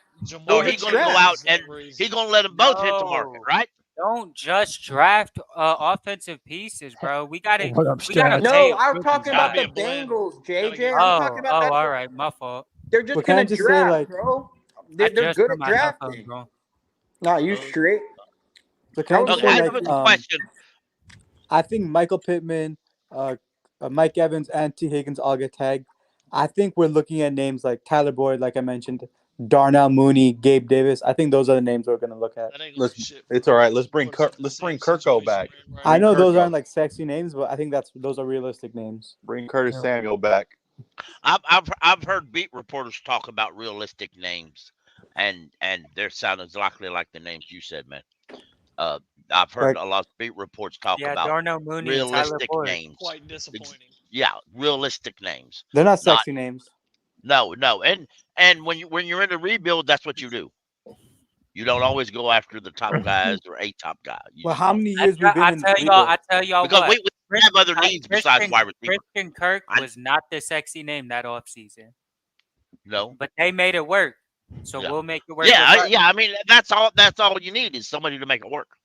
And if you have a play caller that But they actually signed doesn't Evan call Ingram run too. plays on, You guys If you- don't forget that. Right. if you have a Hey, play Dick caller, Trickle has my vote. That's all I'm saying. Don't That's what I'm forget talking what. about. Dick Trickle. That's the homie right there, bro. And that's the man for the job. I'll tell listen, you what. to JJ's point, if we do only get like a Christian Kirk type guy, as long as we got a play caller that ain't calling draw plays on 3rd and 6. I'm I'm so straight. Hey, Seeing let that me shit, Anthony. hey, I think I got my man C Dog finally. C Dog, what's up? No, but I remember. I think the worst play call. I Hey, ever what's saw- going on with y'all, man? Oh, my bad. My bad, man. But real quick, man. What's going on with everybody, man? I gotta say something, man. When I was trying to get in here earlier, man, G Baby was talking about goddamn T Higgins and everything. Man, T Higgins is a great fucking receiver. You know what I'm saying? But let me tell everybody why T Higgins ain't gonna come here. Cause T Higgins and any goddamn elite receiver don't want to play with Bryce Young. Sorry. I knew where that was going, dog. God damn. So I just had to call in here and say that shit, man. Like, man, there's no way nobody want to come here and play. Man, then I'm talking about Mike. Hold on, Pastor Pickles. Then I'm talking about goddamn Mike Evans. Man, Mike Evans ain't coming to play with goddamn Bryce Young. Man, just anybody. Name me one receiver who will risk their goddamn career on Bryce Young's arm. Nobody. No fucking body. I can't say I disagree. Damn. I mean, Mike Evans was playing with Baker Mayfield, who you guys all claim that he sucked ass. Why have Baker Mayfield? He had an infinitely better rookie season than Bryce Young. He had 27 touchdowns. And I'm saying this fan base was the same people that said Baker fucking sucks, dude. You're right. Bryce Young sucks. That's who sucks. Bryce Young. Bryce Young is in. The difference is Baker Mayfield could actually do something with stuff, bro. Bryce can't. Baker Mayfield won a playoff game throw too. the ball to get it batted at the line of scrimmage. He When went Baker to a was on correct the Browns on an 0-16 He went to a team, coach he was who able to knew play how to coach good. his ass up. That's Bro, exactly I know what he did. everybody remembers when Baker Mayfield cooked us his rookie year. When he Oh, killed I us do. in 2018. I watched Yeah. that shit in front of my own I eyes, don't. bro. I hate Baker You know Mayfield. what? But look, you know what? But Baker Mayfield is better than Bryce Young. That's what I'm Way saying. All better this, than Bryce Young. but look, I'm just saying. But all the wide receiver talk, pump your fucking brakes. We need to goddamn get a fucking quarterback in this motherfucking draft. No, but you're the Anyway, receiver They we ain't should gonna draft target. no damn quarterback. That's hold what on. I'm talking. It's Oh, just I stupid did talk. not They ain't say gonna that draft no though. damn quarterback. And let me- Don't let me don't tell you what I told don't put somebody his the words other in day. my mouth If though. That this was is all only him. conversation, if we have no hope in the future, just close up the podcast. Cancel real quick. everything. Burn your jerseys, box them up, and the fanhood. Just cancel everything. Fuck it. I'm just saying, This is how it Panther. is.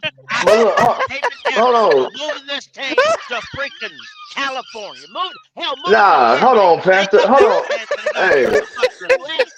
hey, That's Panther, what it is. hold on bro. now. Hold on, let me Hey, get on. Let me Take get on. Papa, See, go to Princeton. wait, hold on, baby, hold on, baby. Football town. Hold on, baby. Hold on, baby. I called into Charlotte Observer. I called into WFNC 5 years ago and said the worst thing about Charlotte is they got an NFL team. It's the most Oh boy. pathetic NFL team Somebody in the pass my history boy of another football. cookie. Wait, so hold on. Wait. Let me. Okay, look. I'm speaking We the damn we truth. respect You people everybody's can't handle the opinion truth. on the free for all. All Everybody's y'all just allowed to got talk their peppered. shit. Yeah, we respect Yeah, peppers. you want Man. let's talk real. Let's talk about crap, okay? Crappy quarterback. Let's talk about a quarterback who the only skill set was to run the ball. He damn sure couldn't throw a deep pass after his rookie year. But yeah, we're gonna blame it on everybody else. We ain't gonna blame it on the fucking truth. Yeah, you know who I'm talking about. The guy who wears a scarf in a press conference. But he's damn sure got a great podcast if you listen to it. He does better after football than he did with football. Now let's So- keep talking shit. But I mean, look. Player. Here's the deal. There's a lot of people that do not like Bryce, and You're right. and we can't. Right, but here's the deal. I can't silence him. I can't say you have to believe in him. Like, I'm not saying you do. Bryce. My thing is this. Like, I can't tell C-Dog that he's wrong until we see him be wrong.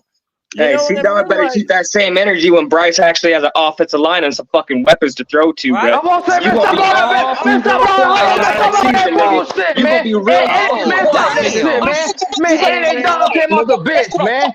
Andy Dalton threw for 400 goddamn Hey, you know yards, what man. time it is, Stop that Cody? shit, You man. know what time it is, Cody? Stop that shit. Oh boy. No, I knew that was about to happen, but look, one at a time. Fuck up with I that, know bro. that's difficult, bro.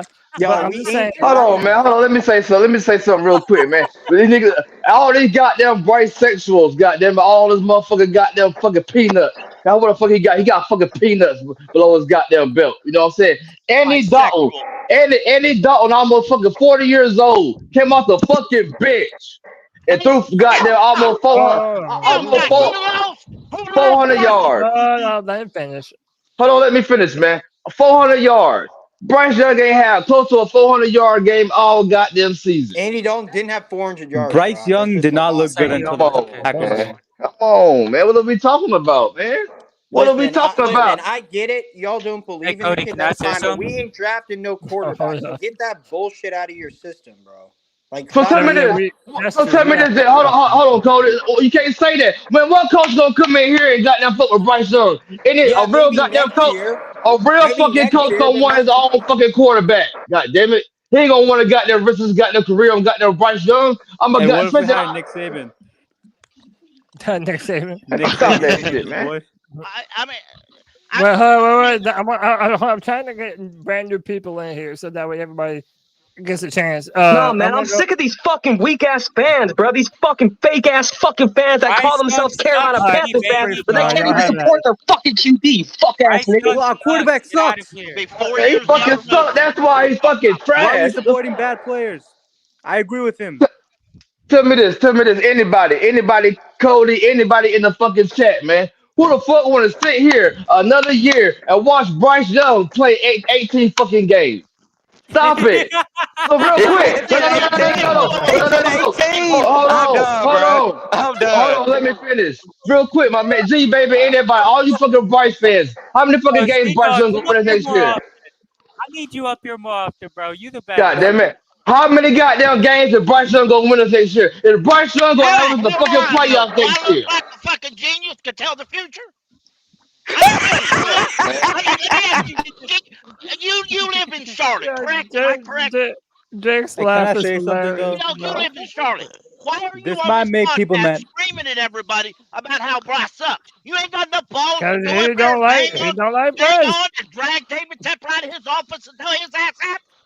I mean, what point is it to scream out on a podcast how much Bryce sucks when you ain't got enough balls? Pickle. I mean, everybody's saying Well, that hell he's yeah, stuck what's that on now? this, man. Nobody Everybody's cares. really, he's allowed to say We that love you you, suck. Ray. If G Baby, look, here's my deal. If G Baby is allowed to say that Bryce is the best thing since sliced bread and call him the truth, then G-Dog is allowed to say that he's a bust. I gotta about keep it too. it democratic. I don't really even like Bryce, but I'm just tired of the narrative that 20 years from now you can still raise hell about a quarterback. I mean, what reality? What the fuck we gonna do about it? Whether you like it or not, Bryce is gonna be here tomorrow. Whether you like it or not, he's gonna be here a year from now. And if you don't like it, we don't know that. We don't know that. All right, let Trust JJ me, get a off. lot of people won't miss your ass. All right, hold on. Let JJ get off. Go ahead, JJ. Pickle, ain't you the same motherfucker who be up here talking about we need to get a brand new center? Bradley Bozeman sucked. He on his ass half the game. He's freaking trash. And he does. Well, when That's people true, get though. up here and they say Bryce Young underthrown footballs because he got a noodle arm when he fucking can't A noodle arm? Hey, JJ, a noodle arm? A noodle arm? A noodle arm? Hey, tell that offensive line to fucking block, JJ. How about that, bro? Take your little ass and go fucking block for BY9 since he ain't got no fucking blocking, bro. Friday free throw. You really must want to hear that. No. Bryce Young can only win a games, bro. DJ Moore won us more games than Bryce Young, bro. What the fuck is wrong with y'all, bro? Hey, JJ, take your little ass and go play QB for the Carolina Panthers, bitch. How about that, bro? Since you got so much to say, motherfucker. Bryce is the go take your ass on the field, motherfucker. Hey, I bet you JJ ain't got a noodle arm, though. Go take your ass on the field, JJ. Let me Bryce see ain't you. got I no guarantee you goddamn can't even noodle pass arm, the ball bro. 20 yards, motherfucker. Hey, real quick. Hey, hold on, everybody. Shut up and stay in your dorm room and just shut up, JJ. Bryce ain't got no noodle arm. He can throw this shit 55 yards. Hey, real quick, for all the Bryce fans. For all the Bryce fans. Dang, bro. He's fine. Hold on. Hold on, sir. Hold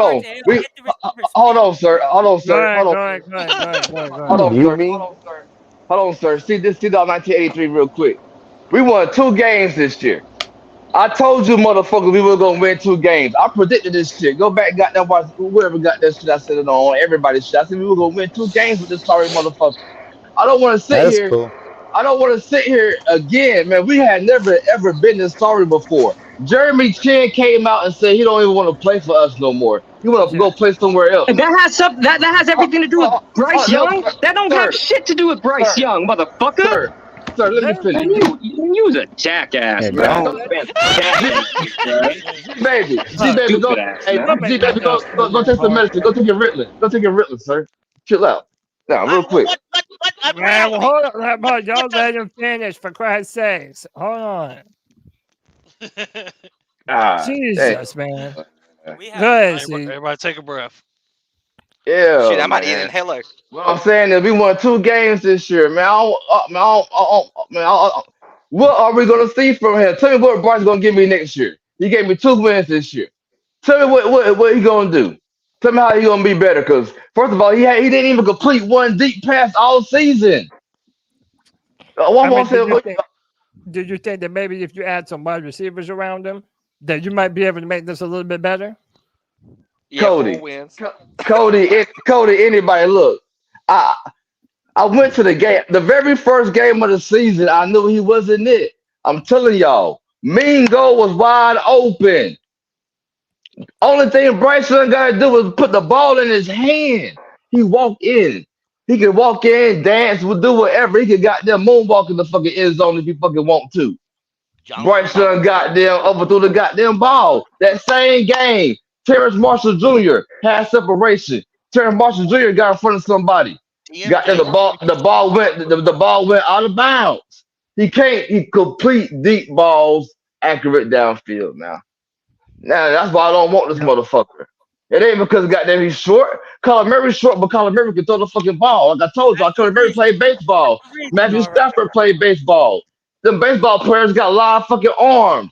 Bryce Young ain't a little baseball player. He don't got no live arm. He got a noodle arm. In the NFL, you gotta throw receivers open. It ain't college football. Like tomorrow, the Kansas City Chiefs got there. It's gonna be cold as fuck out there. I tell you what, for everybody got there when that Bryce Young. Hey, I tell you what, when the Dolphins go out there, they got their Kansas City. Tell me how goddamn Tua arm look out there, and that goddamn weather. He ain't got no goddamn arm. He ain't gonna throw no deep balls to goddamn Tyreek. It's gonna be cold as fuck out there. Hey, you man, gotta have a goddamn arm. No, see, let me shout out the money, man. Kristen Ledane says, C Dog and G Baby. That's our C3 Yin Yang. Damn it, love y'all. Appreciate you, Kristen. I mean, look, okay. I have not been a big fan of Bryce this entire season. I've said some of those same things that C Dog is saying. I've also mentioned the overthrows. Where C Dog and I differ is that I've never said that he couldn't be successful. I just think that it's going to be harder to build around Bryce than other quarterbacks that we had the opportunity to draft. With that said, I ain't got no other choice but to move on. See, like that's why I'm thinking about T. Higgins. He might not prefer Bryce. I don't know who he prefers, but goddamn, you gotta get someone. You have to at least give him a chance. And see, dog, there's no way, bro. There's no way they're gonna draft another quarterback. You might want it to happen. Ain't no way in hell it's gonna happen, though. See, I'm just telling you right now, bro. Ain't no way it's gonna happen. That's it. Hey, Cody. Mm-hmm. You know what's crazy?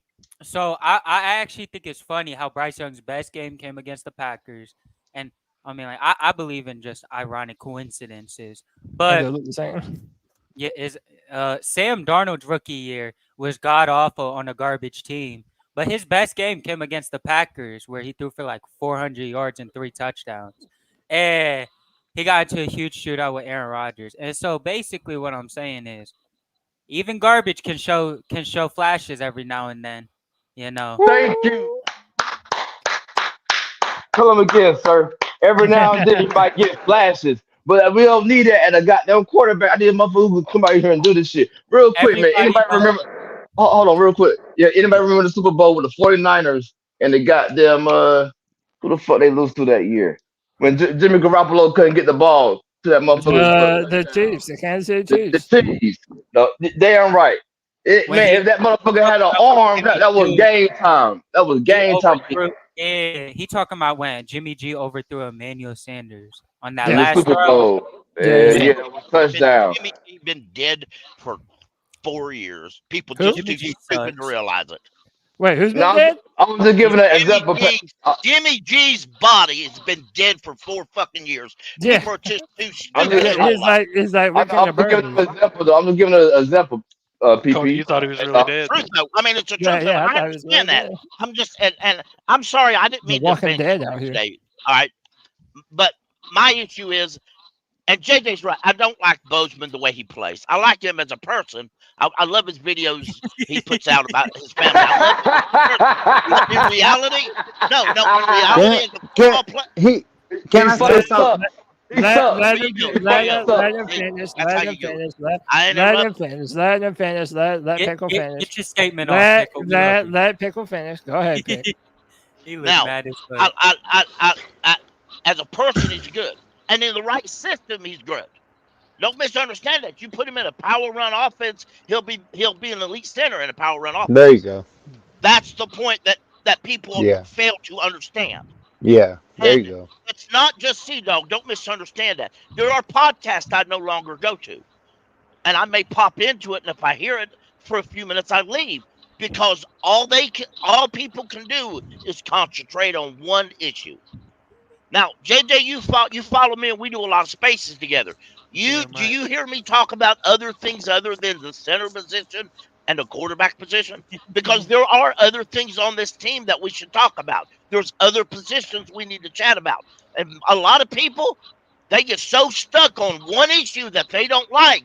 They're mentally blocked from thinking about a different position or a different problem. They're all focused on that one issue that they're mentally incapable of moving forward to a different spot. Nah, Pistol, we got a lot of goddamn issues. We don't have a middle linebacker. Look, we got a lot of fucking holes. We don't have a quarterback. We don't have a goddamn middle linebacker. We don't have a tight end. We got a quarterback, man. Let me tell you my problem. Wait, hold on. Wait. But look, I've been wanting to let Sean get in. Sean came back on the show. I know he's a Bryce supporter. Sean, what say you, man, about Bryce and some of his perceived issues? Bro, I look, he's a rookie, bro. That's the thing we gotta realize, bro. He's a rookie. Even though a lot of people were like, he's gonna come in, he's gonna be like a 10-year vet. That's how a lot of people was like, yo, I'm ready for this. He was playing worse. He got outplayed by the Bears' undrafted rookie quarterback. Bro, I Come don't care, bro. on, bro. They gotta, bro. Look, this offensive line is abysmal. Abysmal, bro. Yeah. You can't put all this on Bryce. I don't care. Let's look at him 2-3 years down the road, and then I'll come and tell you how I feel.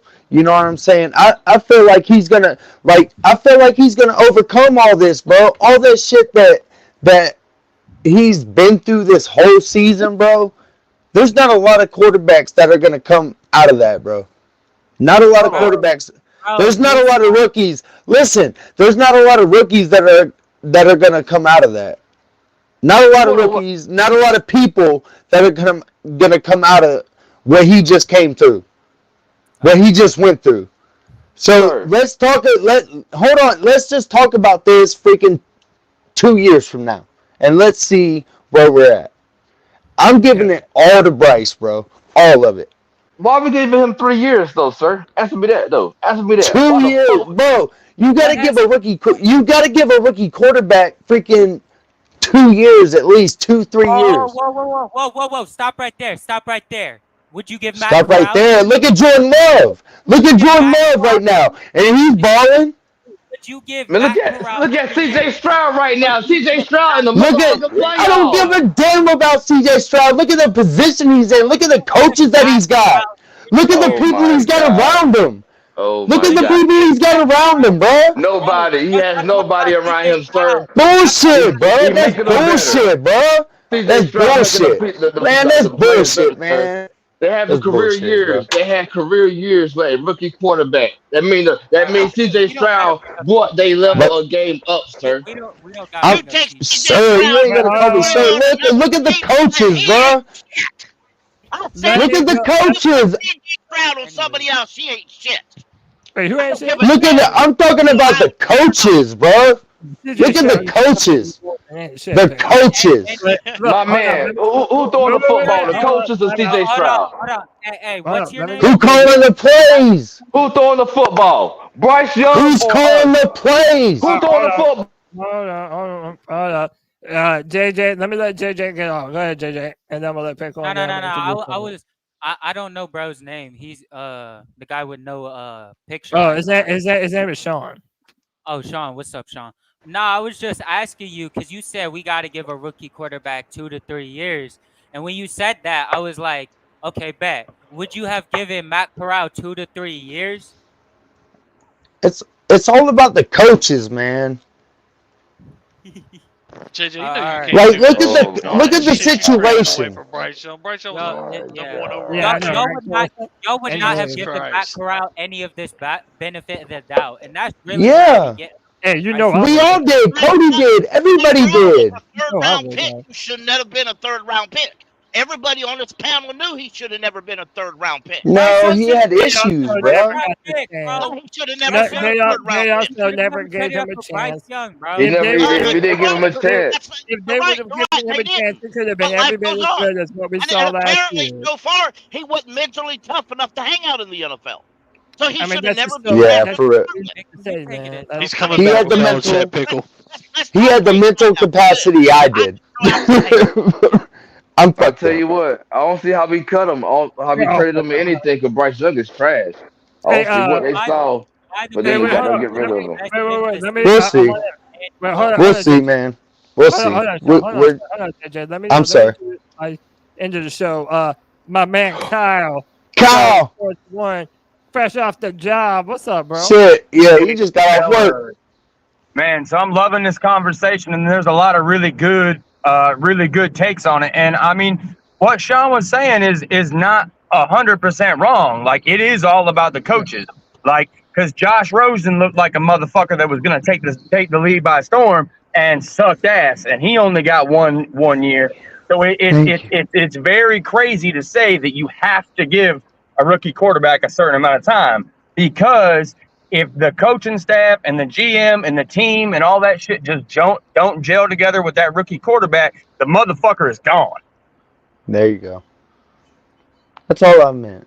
That don't mean nothing, man. Certain quarterbacks come in and lift the goddamn team up, man. Hey, some do, man, but every situation's different. Oh my God, Yo, this but dude. Bryce Young ain't trash. Bryce Fuck Young that. is not gonna get fucking bigger. Yeah, like he Look, got that about to man. get strong. He's fucking little as fuck. Oh, Hold on. so was Drew Brees. Now you talking about it because he little. He's not. Damn mind. He was the one that was He injured really the just least out of switched all the. ships.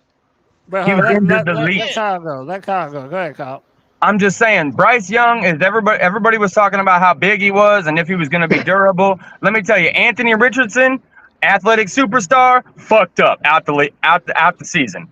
Levis, fucked up. Like, Yeah, look, if everybody Richardson can got talk hurt, about how Richardson little would've Bryce had- is he and would've- how he- he's not going to Richardson hold would've up, put up more yards but than Bryce, though. he's the one that's still on the field. Thank you. Real quick, anybody out here talking? I seen Bryce play 2 times this year in person. Not on TV. He can't do it, man. Bryce Young missed the game this year. Our best quarterback performance came from when Bryce Young missed the game this year because of an injury. Our best wide receiver performance came because Bryce Young missed the game this year because of injury. Come on, y'all. The signs are all Injury? correct. That was And a these dogs play a conspiracy. better game, man. That was a conspiracy. Conspiracy, my ass. A conspiracy. Conspiracy. Conspiracy. If you need to know, you have a little Yo, that man said it was the I'm just Illuminati. kidding, bro. I'm just kidding, man. I don't know, bro. Man, we got all these hoes, man. Wait, hold on. Time out. Let me let Pickle go. Hold on. Go ahead, Pickle. What was the score between the Panthers and the Texans? The great here we CJ go. Stroud couldn't beat Bryce Young then. And don't talk about sex all you want. Let's go. Hold on, we talking about one game. LFG. And I want to tell everybody right here, Kevin, White Chocolate was right. And I was right. We should have never traded up. They ain't a quarterback in this entire fucking. Shut the hell up, JJ. Get your damn turn. Hold on, let Pickle finish, man. Bro, Let's go. Hey, man, whoever that is in the background, hey, let Pickle finish, man. And whoop your ass. Your daddy just whooped your Here ass. we That's go, what that y'all. kid is. Now we're talking about whooping asses. Oh, they whipped my ass. Hey, a while plenty ago, of times, you ran and your I mouth still about got the up. Bears game. Let's be real. Hey, man, let Pickle finish, man. He got enough. Go ahead, Pickle. Go ahead. Go ahead, Pickle. A lot of our Sorry about a that. lot of the problem, and I'm not a Bryce fan. Okay, a lot of people don't really. I'm not. I've always said, I want him to be good because he's on the Panthers. Okay, I do. I want him to be good, but so far he ain't. Not excellent. But are there reasons? I can see where there is some reasons. But if we improve them reasons, we'll know this moving forward. Because whether we like it or not, We have to. 90% of the teams, no, I'm going to change that. 99.9% of NFL franchises will not cut a guy they traded up in the first round with the first overall pick after 1 or 2 years. Look at Trey Lance. Hold on, sir. Trey Lance just got traded, sir, this year. I did not. Was he the first overall pick? Sir, they gave up a lot And for he Trey said- Lance. I They gave understand up that. a haul, sir. Was he the first overall pick? I don't give a fuck. But They it gave was up a haul also for more Well, him, than a sir. you year. should give a fuck. But it was That's all what more I'm than a talking year. about. Hold on. Look, it was If Hold more on, you than a Pickle. listen, year. I'll Though. tell you that. It was the first and the third pick, but we also have to remember it took like 2 or 3 years before the 49ers moved on from Trey Lance, too. That's right. Josh Rosen wasn't a first overall pick. And he was cut after they drafted another quarterback the very next year. Yeah, the Cardinals had the But number 1 they- overall pick. They could do that. Yes, exactly. And they in turn blamed Bryce so everything lucky on we just Steve can't do Wilkes. that to him. That's No. really what it is. Hold on, Yo, hold that's on. kind of true. I was That's about to kind of say, true, you man. saying, oh, who has that ever been done to? Man, you just lucky that can't be done to Bryce Young right now. Like that's Hey, let really me what ask y'all a question. Let me ask y'all an honest to God question, and that's to everyone on this panel. Let's say that the Panthers own their own number 1 pick this year, and we could get either a Caleb Williams, a Drake May, a Jaden Daniels, a Michael Penix. Jaden Daniels. No, Marvin Harrison. Is there No. anyone that's drafting a quarterback? Who's drafting a quarterback? I am. No. Kyle's not. Sean's not. Pick. Are you drafting a quarterback or keeping Bryce? No, if I can't trade back, I'm drafting that wide receiver, Marvin Harrison. Damn right.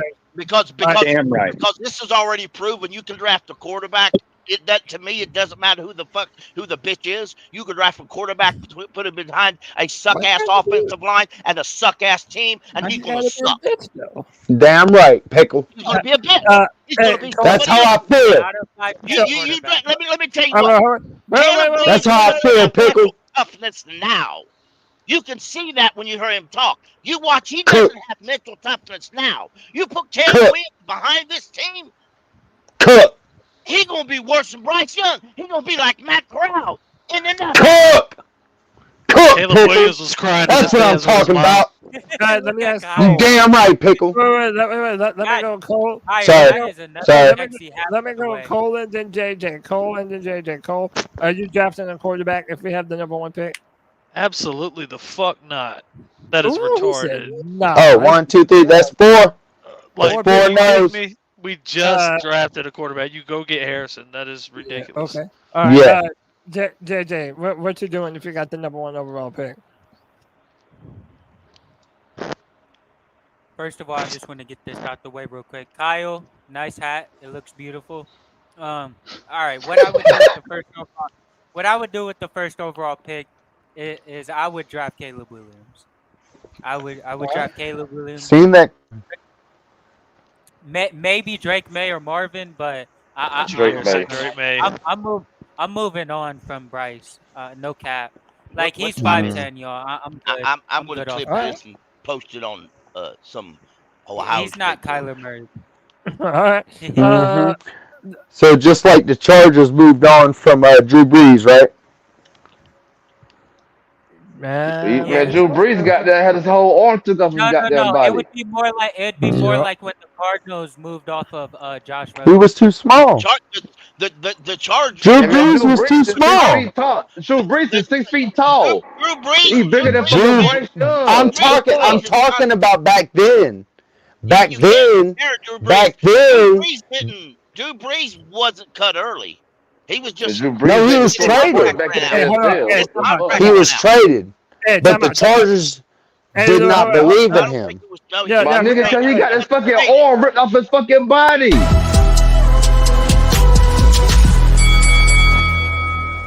Hold up.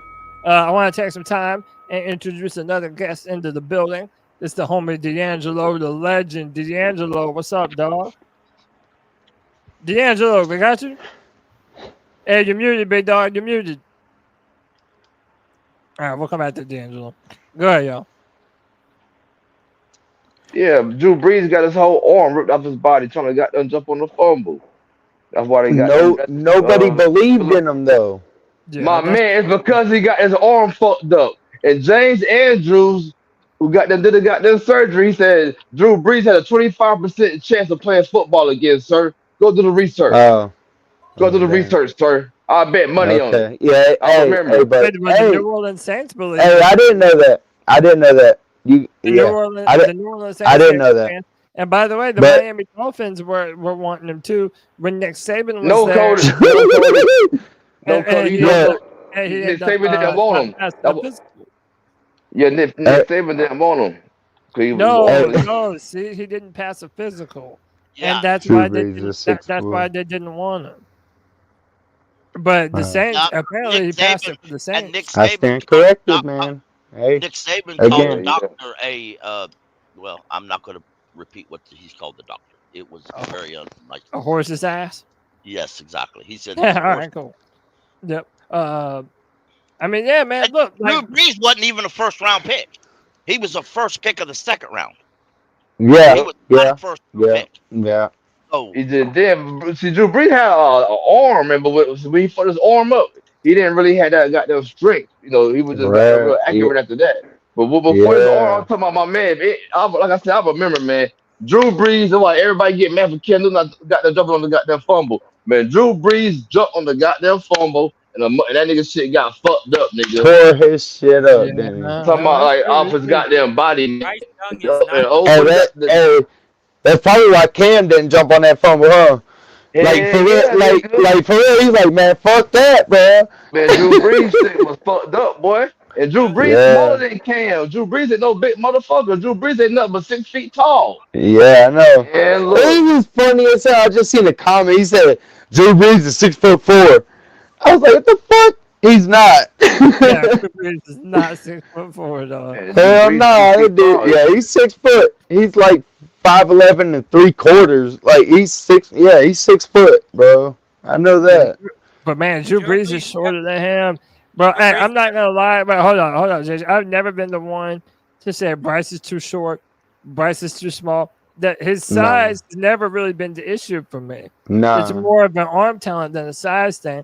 But bro, even when he goes up to like, further than I can. But even when he goes up to like Tua, bro, he's like way smaller than Tua too, man. Like they weren't joking when they said that Bryce really is the smallest quarterback in the NFL. Like he is, man. That's just the truth. I'm not even saying like a negative, but like I'll be surprised at how small he is sometimes, man. But it's like he bounces off of people, bro. It's like that's how I feel. He don't go. No. He does, bro. Sir, he's tough as hell. He does. He is tough as fuck. See, no, I'll give him that, man. He spent way more time playing than the other quarterbacks. CJ He did. did. He's tough as fuck. But He's tough. He's more of a tough quarterback than he is a good quarterback at this point. No, boy. All right. Like, Come damn, on, JJ bro. just has to say it like that, huh? Have you not seen these throws? Cody, you said his height isn't affecting it. I think sometimes it does in terms of like when he can release the throw and his timing. Because not all times he can make the throw above the offensive lineman in front of him. I do think that's not Bruh. a big You just gotta. arm talent. Hey, bro. Hey, y'all prayers up for our boy Kyle. He just got pulled over, son. Damn. Damn, he wasn't drinking and driving, was he? No, I don't think so. He was just doing too much. He was talking and driving. He was talking too much. He was on his phone. That's not the first time that I've happened. been That the shit same happened way to me a couple sometimes, weeks though. ago. You got to be I've been the careful. same way since I was Podcasting and work. driving is not safe. I did He'll be that. all right. Same When I be live, Cody, I might got to get off work and try to hop in real quick. I was what happened earlier. I was got them in my car. got them call in real quick. I be the same way though. Like, man, hold on now. Look, Hey, he need to just be like. He need to just be like, "Hey, I was watching C3 Panthers podcast, and the police about be like, oh shit, I'm sorry, man. Hey, I'm sorry I bothered you." Yeah, I love C3, man. Go on about your way, man. There you go. I bet that's what happens too, man. That's probably. Yeah, man. Dude, They see me rolling. I hope that C3 is not responsible for no tickets on. No, I almost got a C3 ticket, Cody. Damn it! I talked my way out of it. You're a smooth talker, Cole. I like that shit. I had bro. to I got out of that bitch. You Right know quick, Cody man. like? Yeah, I know Cody. Like, that's my dog, bro. Hey, man, let me welcome Christian to the show. Christian, what's up, dude? Oh, hey, what's up, guys? Hey, How you doing, man? Yeah, go ahead. I have a thought on this Bryce thing. Yeah. Let me mute the original fucking stream I was playing. Sorry.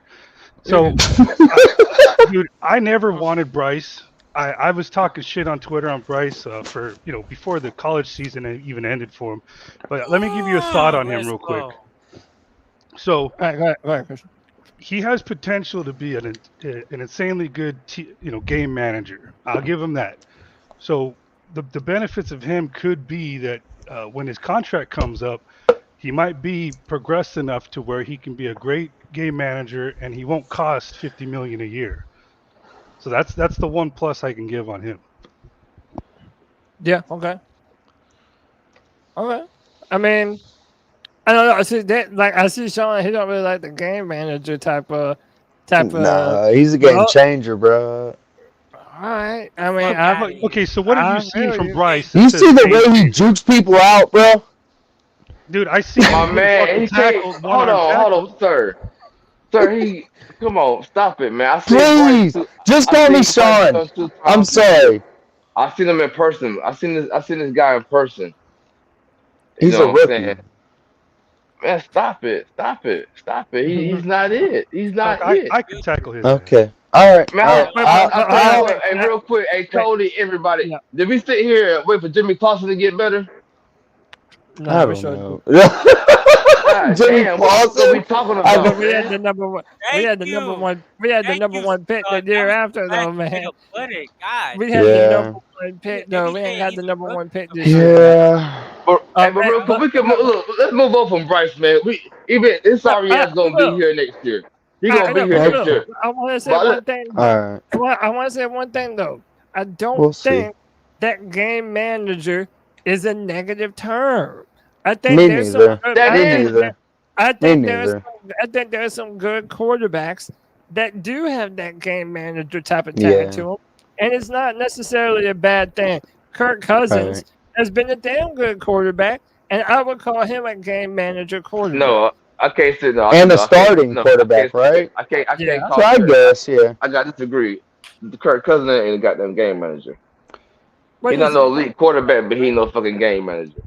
But he ain't no game changer. He ain't no game changer. No, he's not a game changer, but he's not. I'm not gonna say, man. Yeah, a game manager, man. What game manager won a Super Bowl? My bad. You're proving the point. Tom Brady. Yo, hold on. Go ahead, Man, JJ. Tom Brady is not a fucking Hold game on. manager. Stop that Proving shit. the point that game manager is I not a know, negative bro. I'm just fucking. Hey, hold on. I'm just messing with you, bro. Go ahead, JJ. I'm Yeah, messing. by the way, the prime time too. Sam Darnold did used to juke people out. I was about to say that. I remember plenty of times Sam So Darnold. he did, bro. They that funny. But we wasn't sitting here saying, "Yo, let Sam Darnold get better here in Carolina. Let's wait 2 or 3 years until he becomes the Yeah, man." nah. He's not. You're right. That's You're still, right. man. You're right. Still, Man. C You're Dog, right. C Dog, you said let's move on to something else. What Can would I you like interrupt, to please? talk about? Yeah, what you got, Pickle?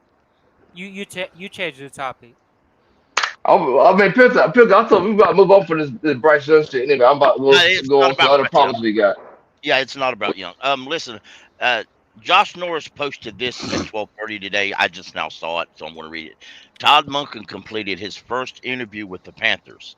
He's certainly not as young as Ben Johnson, Frank Smith, or Bobby Slovic, but that doesn't mean Monken isn't creative. He's outstanding at utilizing personnel groupings and formations for his quarterback's advantage. And he even posted a video of this year with the Ravens, but if you've seen the Ooh. Ravens play, you already understand that. Todd Monken, the offensive coordinator for the Ravens, he was the Georgia offensive coordinator last year. And He's you got know a So what? whole happy. history. You Bob know Monken. what? Did you know what just came across my timeline, Pickle? What is it? Adam Schefter. This is 17 minutes ago. Chargers interviewed Ravens offensive coordinator Todd Monken. So Yeah, Todd he's is a hot getting, candidate. he's getting some steam. They don't care that he's an older guy, man. People like Todd Monken. Yeah, I don't think we're gonna get Todd Monken anyway. We gotta think we're not gonna get nobody good, man. Ain't nobody gonna want to really come in here and fuck with Tepper like that, man, because he's a fucking dumbass. But he Yeah, is changing. But He's How was he changing. changing? How was he Supposedly. changing? Hold on, He's trying. He's Hold on, trying to change. He's How was he trying, changing? I How guess. was he? Hold on now. Let me just do recruit. I'm just trying to give him the benefit of the Hold doubt, on. man. Frank Wright wanted goddamn CJ Stroud. He probably But did, yeah. But Tepper came in and said, "Goddamn it, it's my team. I want Bryce Young." Bryce Probably, Young yeah. comes out, plays like fucking shit. Frank White gets fired.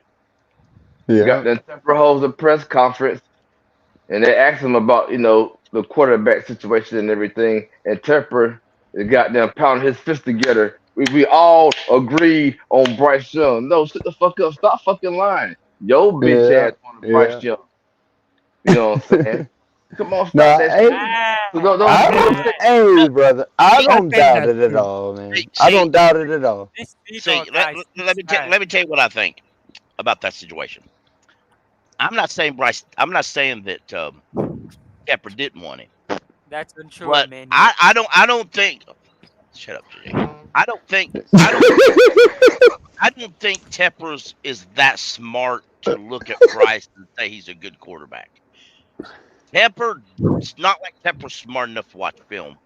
In my opinion, a little bird told Tepper how good he thought Bryce was, and that little bird got fired a week or so earlier. Now, man, come Last on now. Monday. The little Oh birds yeah, are I fucking blame that everywhere. on Fitterer. I blame Yeah. that on Fitterer today, tomorrow, next week, and next year. Because Scott Fitterer was telling you more about how great Bryce was at the end of the season press conferences the year before. He was telling you how they were going to draft a quarterback. They were going to draft a quarterback, and they liked a certain quarterback. And he continued that talk. And the little thing where Tepper interrupted the press conference after they drafted Bryce, everything he said, Scott Fitterer said it before Tepper did. It's just everybody's going to look at Tepper because he's the owner. But all he did was listen to Fitterer. Now, but then, of course, his wife got involved because she's kind of the same height as. Man, it was his fucking wife, man. I can't even put this shit on Fitterer, man. Man, goddamn Tepper wanted that motherfucker. Pickle, come on, man. Stop that shit. No, Tepper no. wanted that I'm not motherfucker. letting Fitterer off like that. Fitterer ain't no god sitting on a mountain. Fitterer's is Come on, but man, no, man. Who owns the fucking team, Pickle? Who owns the goddamn team, Pickle? Tepper's bitch. Man, stop Hey, it, man. Tepper's No, bitch. man. My thing is this: Team. you are never gonna get me to believe that it was unanimous behind one quarterback. That's all I'm saying. That's all I've ever said. And I'm a fur, and look, I don't have no way to prove this, but my eyes tell me the truth. And I don't think that Bryce was the quarterback that Frank Reich wanted. Because I it's don't all, doubt that. is anyone going to look at this offense and tell me that this offense was built with Bryce Young in mind? Ain't no way in hell. Ain't no way in hell, bro. I'm going to claim that there was a group sitting in a room up there in Bank of America Stadium, and I thoroughly believe David Tepper, not Fitterer side, won. I believe they won out because they were power than the others got. I 100% believe that. I'll go to my grave. Fucking dumbass son of a bitch, Scott Fitter, bro. To He be just proven had to if dick somebody over us, bro. if somebody writes a memoir before I die and puts it in print somewhere that this is what really happened, that's the only way I'll ever change my mind. We all saw how So Reich was soiling his pants at Stroud's pro day. Yes. Yeah, I don't deny that. I don't deny that at all. That's not what I'm saying. I just believe that it wasn't. I don't believe is what I'm trying to say. I don't believe David Tepper led the charge to get Bryce. I believe How? David Tepper No, jumped right in there. No. I know people love to hate Tepper because that's what they do. Okay, I really do. Tepper could send every Panther fan in the world $1 billion, and people still hate that son of a bitch. He should. I wouldn't hate Panther him. Pickle. Hey, real quick, Panther Pickle, I got a question for you, real quick. Hey, Pickles, what? Cause you don't want to give Tepper no fucking blame now. No. I did not say No. that.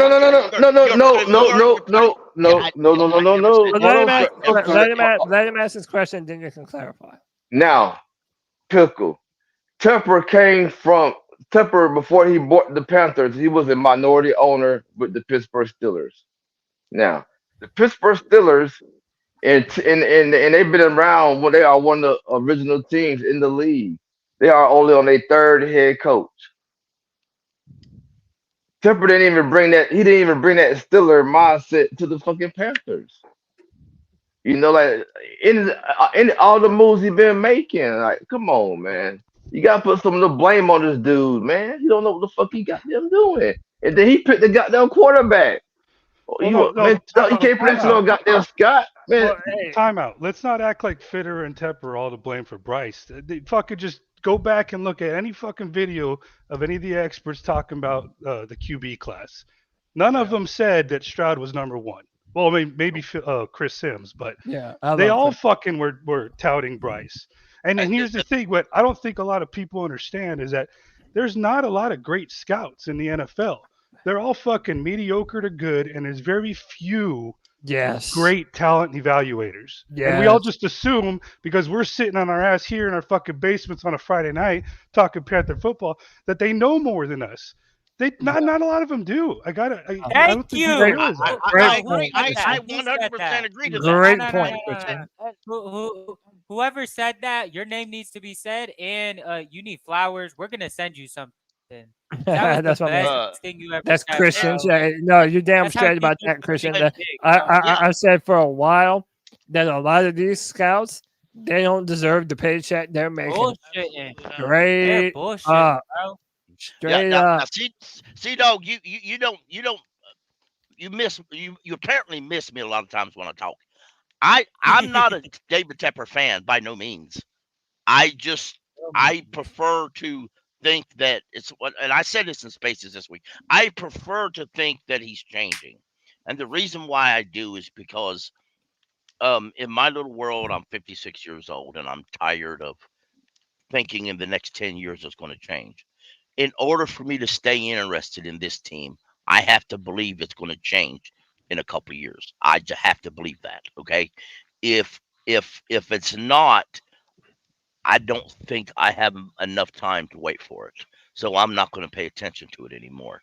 Okay. I have to believe it's going to change. And whether it does or not, I have to believe that. I don't put everything on Scott Fitterer.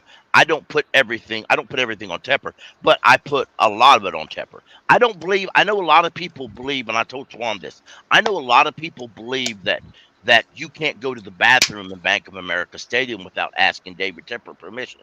I think all that's horseshit. I don't think David Tepper is entwined with every little decision. I think that, for example, when Matt Rule was there, he didn't interfere a lot in Matt Rule. Matt Rule was just that fucking stupid.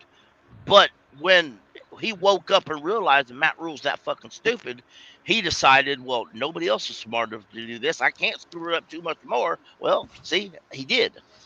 He did, because he put Scott Fitterer in charge. And Scott Fitterer is a dumbass.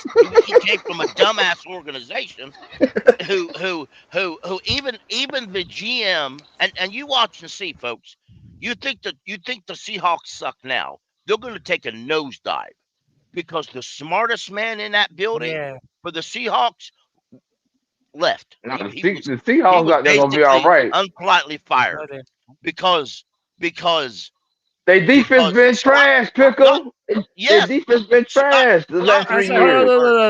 I want to hear finish your thought, Pickle, and then I'm going to move on to the playoffs. Okay, Scott Fitterer was hired by the Seahawks or from the Seahawks because Tepper was going to choose between a guy with Kansas City or David Tepper, and he realized that Matt Rule was in charge by contract. So he needed to find a GM who was used to taking orders from the head coach. So that's why he got Scott Fitterer. Because Scott Fitterer is used to taking orders from his coach. And the guy for Kansas City wasn't taking no damn orders from no college coach named Matt Rule. So now Tepper's is by far and away a dumbass in the building. And like I said before, if I was that way up there in charge, I know Tepper wants to be involved, but he's like that kid who hangs out with you that you can't get rid of. You know he's going to be there, so they need to hire a school teacher or a professor. Maybe they need to hire Tony Dunn to stand over top of Tepper, and every time the football people have a conversation, they can explain. This one person can explain it to Tepper, so Tepper understands what they're talking about. So that let's hope one day he knows what he's talking about, because he watched 30 minutes on ESPN. All right, look, let's hope that one day Tony Dunn gets a call from David Tepper for him to come and tell him what's what, because I'm sure he would do it in a heartbeat. Hey, look, we've had a lively discussion. It's been a great show tonight, man. But normally this is a part of the show where I ask people their predictions for the Panthers game. But there ain't no damn Panthers game. Hallelujah. So now we are going to talk about the NFL playoffs, and we're going to get some predictions from everybody about all these games, man.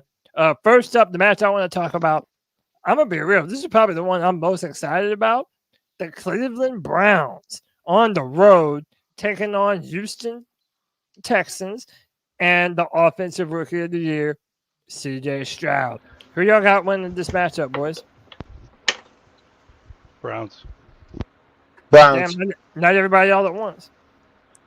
Browns. All right, I hear Browns. Yeah, I'm on Team Browns. I want the story. All right, who's going Texans? Man, hold on. This is too damn fucking easy, bro. All right, this is too damn easy. All right. Give me the motherfucking Texans, bro. Give me the team with the home field advantage. The crowd is gonna be there. The atmosphere. The defense will show up and make plays. You know, Joe Flacco's gonna make. Why they gonna start now? Anyways, Joe Flacco's gonna make a few mistakes. The Browns. I mean, like their defense is amazing, but. You know, C.J. Stroud's just that damn. C.J. Stroud gonna show why he should have been the number one pick, basically. All right, Cody, my man. Make the playoffs, all right? 27-17. I haven't agreed with C-Dog and JJ all night, so why the hell start now? The Browns are gonna thump the Texans. There. With Yeah, that- 27-17. Monday. Wait, What Sean. was 27. the name of that truck? Wait, 27-17. What? Who, Sean? Browns. 27. Dude, let me tell you that defense. Cleveland might have the best defense in the NFL, y'all. They might. It's really they mi- between the Ravens and the Browns having the best defense in the whole thing. Yeah. The Browns are going to shut out the Houston Texans. Monday, bro. On Shut Monday them in the completely out. Spaces, bro, The Browns ain't going to score zero, or the Texans ain't going to score no points. Damn, I'm a saying shutout? 32-0. Yeah. Let's go. Remember, hold up. Y'all remember Houston? They're missing a lot of their weapons. They don't have Tank Dell. I don't believe they have Nico Collins, do they? Hey, Nope. Hey, No, hey, Collins. Way more hey, players. do they have CJ Stroud? They do have they have CJ Stroud. They got a fucking chance then, god damn it. Damn right. Yeah, you can suck in I that like the spot. energy. I like the energy though. I ain't For gonna lie. sure. Hold on, For Cody. sure. Hold on, Cody. Mhm. Pickle, I For can't wait sure. to snatch yo up on the on next Friday free throw on the Spaces on Monday, Thursday. Man, when this boy CJ Stroud show why he that man, I can't wait. I can't wait. Don't be hiding. Don't be hiding, Pickle. As long yeah, as don't you be can touching take your smoke. medicine. As long as you take your own medicine. He said, Don't be hiding, Pickle.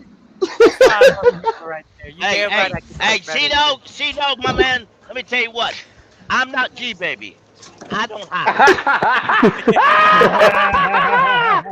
Oh man. Hey, god damn it. Damn, G baby. This is a fact. I've attended more Friday free for alls than Cody Lack. Amen, brother. Amen. Hey man, Amen. all right. So I feel like everybody's kind of going the Browns except for JJ and C-Dog. C-Dog. Christian, you said the Browns, right? Yeah, sir. And I have a feeling Stroud might struggle in this game. Okay. Hey, dude, that defensive secondary for the Browns, bro, they are no joke. I'm telling y'all, that defense is legit. Hey, that's all right. Look, let's ping Cody, pong back and Cody, forth. real quick, one Oh thing. yeah, cool. Go ahead. My bad, bro. I got some breaking news that you're gonna find out tomorrow during the Texans game. I'm gonna find out tomorrow. Yeah, during the Texans game. All right. When they're fucking carting CJ Stroud off the field because I'm so sick of hearing about this son of a bitch. I hope the Browns beat their brains in. Damn. We got them Bryce Young. Who got them? They didn't even make the playoffs. He's I talking don't give a DJ fuck Stroud. about Bryce Young. I'm just so tired of this fan base Out of throwing a words, quarterback that ain't even Bryce here. Young in the conversation. It's See a that total NFL quarterback. playoff? Hell yeah. Bryce Young. Why can't we all get For along? at least 3 years. Why can't we be friends? Hey, Cody, you're a fool, boy. So, all right, so let's if Mike Hollinger Hell, I with the didn't know $2 that. says will Flacco get in the Hall of Fame if he wins the Super Bowl again? Shit, he Yes. no better. He better. Yes. You win 2 Super Bowls. I mean, come on, man. These are right now. No matter what happens, Joe Flacco is already a legend in Cleveland right now, man. Amen. yeah, He that's really is, bro. Hey, you know the best thing about Joe Flacco is he didn't cost him no first round picks. Not Real a quick, one. how old is he? How old is Joe Flacco? Come on, man. 38. He's About 38 years old. 45 or something. Yeah, he's 38 years And he old. See? still look way better than Bryce Young. I mean, what? You the get hell? that. Here we go. Hey. And Andy Dalton. He also Dalton looks played better one than game. Andy Dalton. All right, we're moving on. All right, we're going to ping pong. We're going to go to the NFC and the division rival Tampa Bay Buccaneers facing a weird Philadelphia team right now. Tampa. Feels like they're falling apart at the wrong time. Tampa at home. Who y'all got? Tampa. The Eagles. All right, Chris said the Eagles. Sean said Tampa. Oh, C-Dog said Tampa. Jalen Hurts not healthy. Jalen Hurts is hurt. Yeah, All of them are hurt. He's been hurt. He's been hurt. The Bruh. Eagles The Eagles are not who they were last year. No. The first half of the year. They're not, but they're No, still I mean, gonna beat the shit they've out been of sorry all season. They've Um, been winning close games all year. Yeah. Bro, they lost to the fucking Cardinals. I still They started the season 10-1. That is pretty I wild. don't think Tampa's. I don't think Tampa's good enough to beat them, but Shit. I don't like the Eagles. Straight up. So I don't know. I don't know what to pick on this one. I'm telling you, straight up. I'm trying to I mean, get paid. When was the DeAndre last Swift. time? When was the last time Baker Mayfield was in the playoffs? 2020. Oklahoma. When the Browns went. Oklahoma. Wait, but hold on. Wait, let me go to JJ. Go No, ahead, 2020. It's in Oklahoma. All right, go ahead, JJ. I'm dead. Bro. Fuck. God. Tampa. All right. and I'm gonna go with the Eagles, bro. Just cause, like, bro, Baker Mayfield's gonna shit down his. He's gonna piss Well, down that's his. what I'm leg, saying. bro. Everybody's so quick to jump on Baker's nuts just because he's having a okay season with Tampa, bro. Like Baker's Nope. not it, man. It's his career year though. Like It Yeah, I isn't know. nothing about Baker, bro. No, I But know, Baker, man. I'm going. Baker is still Baker though, despite him having a career year. People got to realize. No, Yeah, he's no, not, he's I not, don't. He's not clutch. I mean, I'm still taking Jalen Hurts over Baker Mayfield. So I mean, He's got a broken finger. on the stone. He's got a yeah. Shit. Well, I mean, Well, they don't have Hey, authority J- that can tush push every play. He's still better than Baker. Yeah, for real. They, all right, yeah. hold on. Let me. Now Jalen Hurts needs to start running the ball. Why you hurt right now? He Wait, ain't being all right, so like hold that. on. You know what? Well, If you were hold going to on, build hold an on. Let me go offense, to Cole. Hold on. Let me go to Cole. Cole, who you going? Philly or Tampa? Philly is gonna beat the absolute dog shit out of Tampa. Yeah, I like that. I like that. I'm not mad at that at all. All right, go ahead, pick one. Then I'm I'm going to pick. I'm going to pick the Eagles, but like I said, I don't really like either one of them. But if you were going to build an offense around pushing the quarterback's tush along across the goal line, would you not get a quarterback with a bigger tush? Just saying. Cool. Yo, Would you not? I mean, am I Pickle wrong? Pickle said he didn't have enough birthday cake, yo. Oh, Cam shit. didn't have to push; he just dove. Yeah. His Jumped fault. over the whole line. I still think what the Panthers should have done at least once, and I'm gonna throw it out there.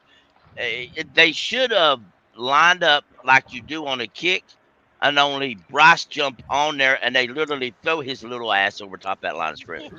Yeah, just pick him up and carry him. Punt him like a football. Yeah. Hey,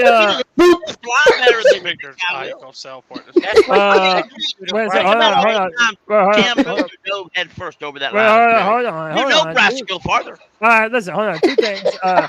Dopey Nightlife says, I don't know if AJ Brown or Hurts is going to play. They're both listed as questionable, so that definitely, They're not. That definitely changes things if they don't play. They're not. Oh yeah. And no, I do. This, I agree with this. What Kristen Ledane said. Yeah, I I'd do agree with predict. that. I do predict the game will be a low-scoring, boring-ass game. I kind of have the same feeling, man. That's why it's on Monday when everybody's got to work. Yeah. That's what happened. My man, Poppin in the chat. What's up, Poppin? All right, now. All right. No, go ahead, JJ. Yeah, poor Poppin, he missed all the screaming. Yep. Be all right. Yeah, Let's man. rewind. You hear earlier, or you hear all the screaming? Is it Texans or Philly? All right, man. So listen, this Miami versus Chiefs game, they're saying by game time, it's going to be -1 degrees and a wind chill of -23. It'll be the third coldest game ever played in the NFL. Yeah, Kansas City about to win that one. I'm going to agree with Jonathan Gannon, or not Jonathan Gannon. He was a quarterback. They used to be in Kansas City. He finished his career with Washington. Alex Smith. Alex Smith said, "Yo, I like your shit." Alex Smith said he wants to pick Kansas City so bad, but he said, "I've got to be real. Them wide receivers for Kansas City can't catch the ball in 80-degree weather, sunny. you damn sure know they ain't going to catch it when it's cold and snowy. They got a running game though. So I'm going to say the Dolphins because yeah. one pass to Tyreek Hill ends that game because Kansas City ain't got the ability to keep up with them. But hold on, Pickle. Hold on. You know what? Hold on, Sean. I watched the video, and the Chiefs, they've been running the hell out of the football. Now, their fans will tell you that they're not running the football enough. But when they do, they're averaging something like 7 yards a carry. Yeah. If it's going to be damn cold, we'll run the football. Pacheco's back. Here's my point, though. Yeah, Pacheco's back. Yeah. Miami can do both. The Chiefs can't. The Chiefs are one-dimensional at this point. Okay. All right. It's about to get Kansas, the Miami can do both. I'm going to pick the Dolphins because with you. I'm with you. Because Kansas City, as much as I like their quarterback, their coaching and their front office should be under bigger scrutiny than they are for leaving Patrick Mahomes with that wreck of a fucking receiving core. And they've got the money, they've got the talent. You're right. They should have been more under the scrutiny for leaving him with that crappy receiving core. And I'm going to credit Alex Smith for that. All right, Sean, you said you're going Dolphins too. You know, I was first thinking about Kansas City, but bro, I think I think Dolphins. I think Dolphins 24-17. All right, 24-17. I don't even know if it'll get up to that. I'm thinking more like a 14, I know. I think like 14-10. And I think Miami. I agree with Pickle. I think Miami. This Kansas City team, they don't have the firepower that they once did. Now, if they dedicated themselves to just running the football, and only using Travis Kelce in those choice moments, well, then maybe so. Another thing you have to consider is that veteran presence. You have Patrick Mahomes, Andy Reid, Travis Kelce. This is not their first rodeo, man, and they're playing at home. Travis has fell off, bro. In the last, he has. I agree. Since he started hitting that down. He started hitting that good, bro. Travis started hitting that. Travis started hitting that tight pussy, bro. If you're still in the chat, tell us who you got, Kansas City or Miami.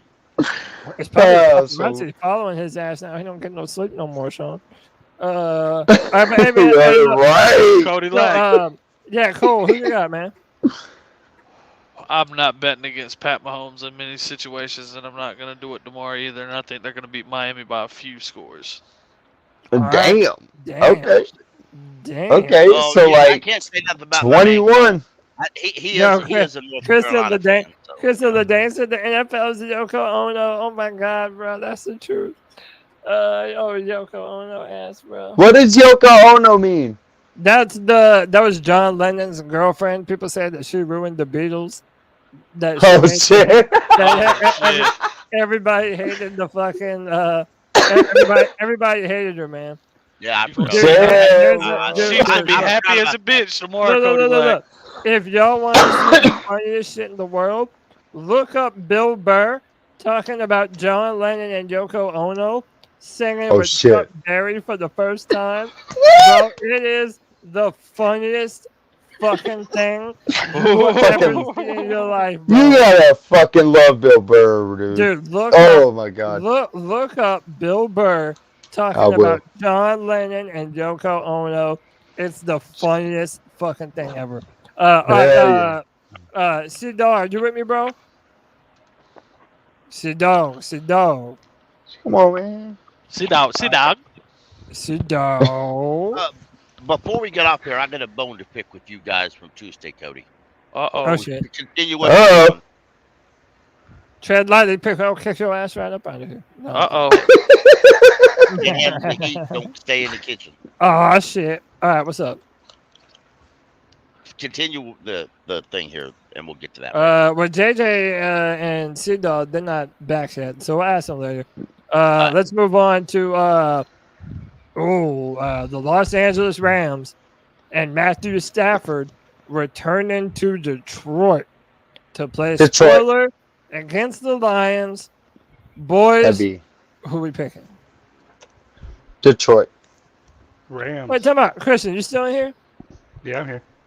Yeah, you picked the Chiefs and the Dolphins, right?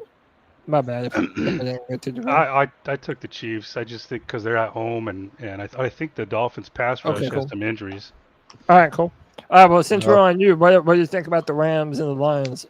I think this one is going to be a shootout. I think it's going to be fun to watch, but I think the Detroit defense just won't be able to keep up with the Rams offense right now. Yeah, dude. Apparently, the secondary for Detroit, they've been giving up buku passing yards. So the Rams, dude, they got Puka Nakua, they got Cooper Kupp, but they have some weapons over there, man. I think they got Jahmyr Gibbs. Other one. Jahmyr Gibbs is on Detroit. Is this in Detroit? Yes, this is in Detroit. Okay. I'm pulling. Hey, I'm gonna be real with y'all. I'm pulling for Detroit. The Super Bowl that I want to see is the Browns and the Lions. But that'd be cool. I'm gonna be real. Yeah, I would love that. But I'm gonna be real. My head or my heart says the Lions, but my head tells me that the Rams are gonna get it done. Now, you know, I would love to see the Bills in the Super Bowl too. Just because, you know, a lot of people were talking about being on the chopping block and the deterioration and where they're at now compared to where they was at the beginning of the season. Plus, it's still the Bills. I know they've had some success, but how many times did the Bills go to the Super Bowl and lost?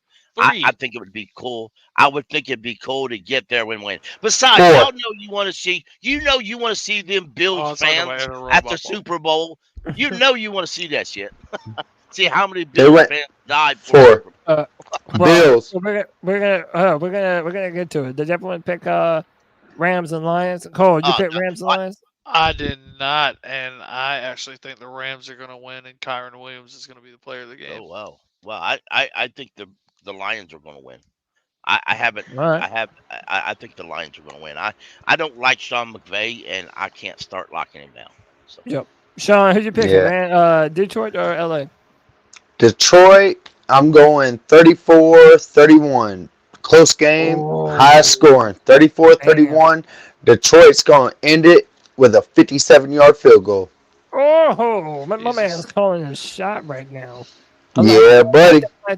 All right, only two more games. Yep, go ahead. They're gonna. I feel like they're gonna get the opposite of what they got last year. You know, with that long field goal that beat them. I feel like they're gonna win with a long field goal this year. I'm excited to see the fans in Detroit. For sure. That place is gonna be lit. Bro, that shit is gonna be lit, bro. Yeah, lit like fire, bro.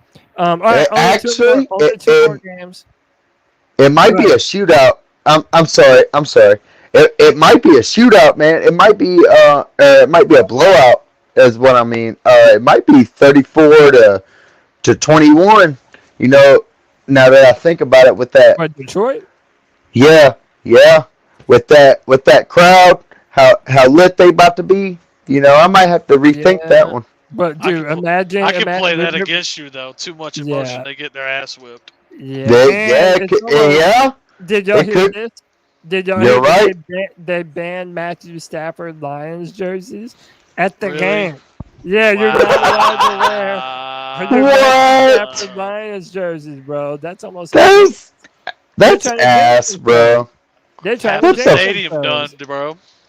What the hell, dude? I'm telling you, man. Yeah, it could go either way. Okay. Yeah. All right. All right, man. We only had two more matches. Next, we got the Pittsburgh Steelers going up to Buffalo.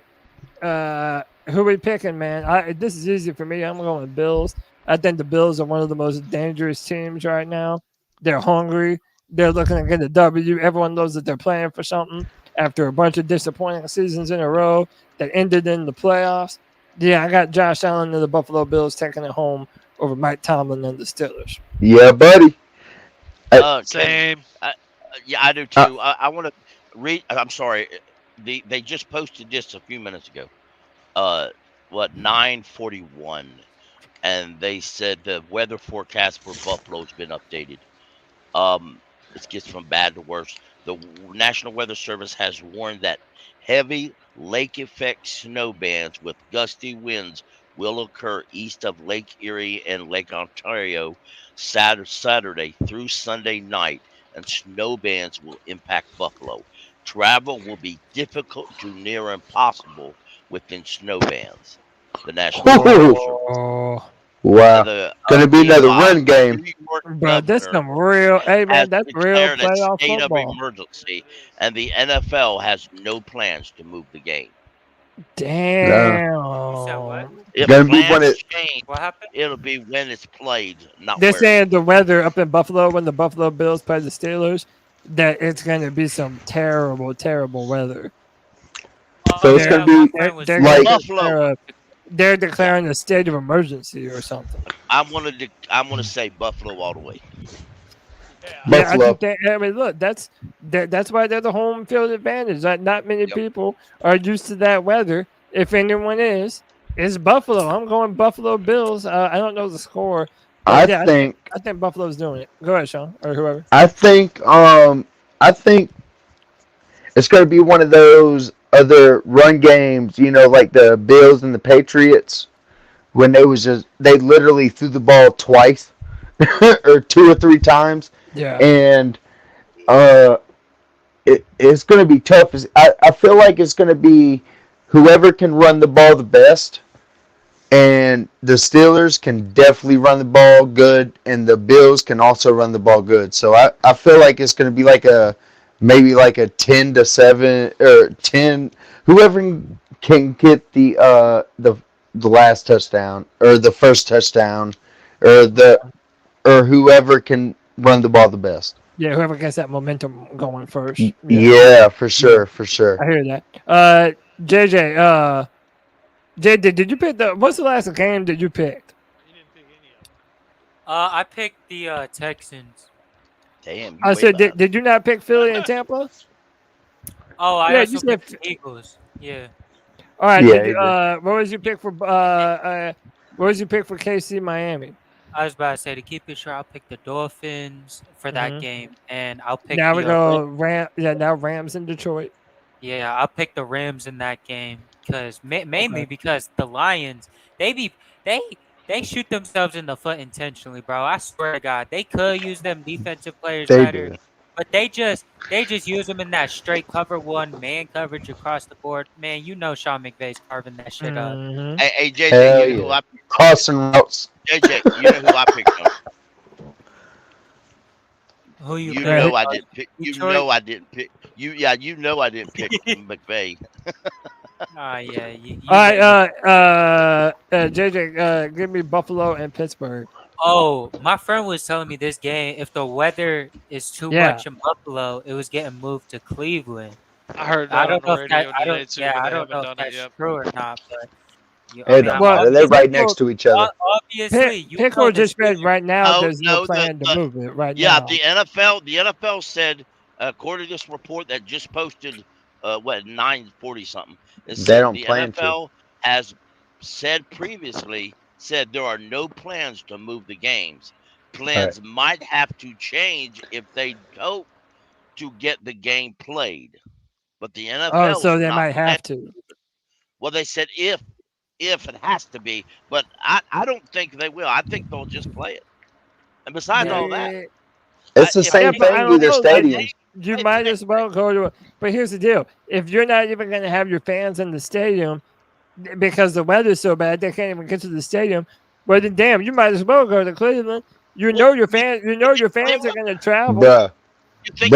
You know Bills fans gonna be there.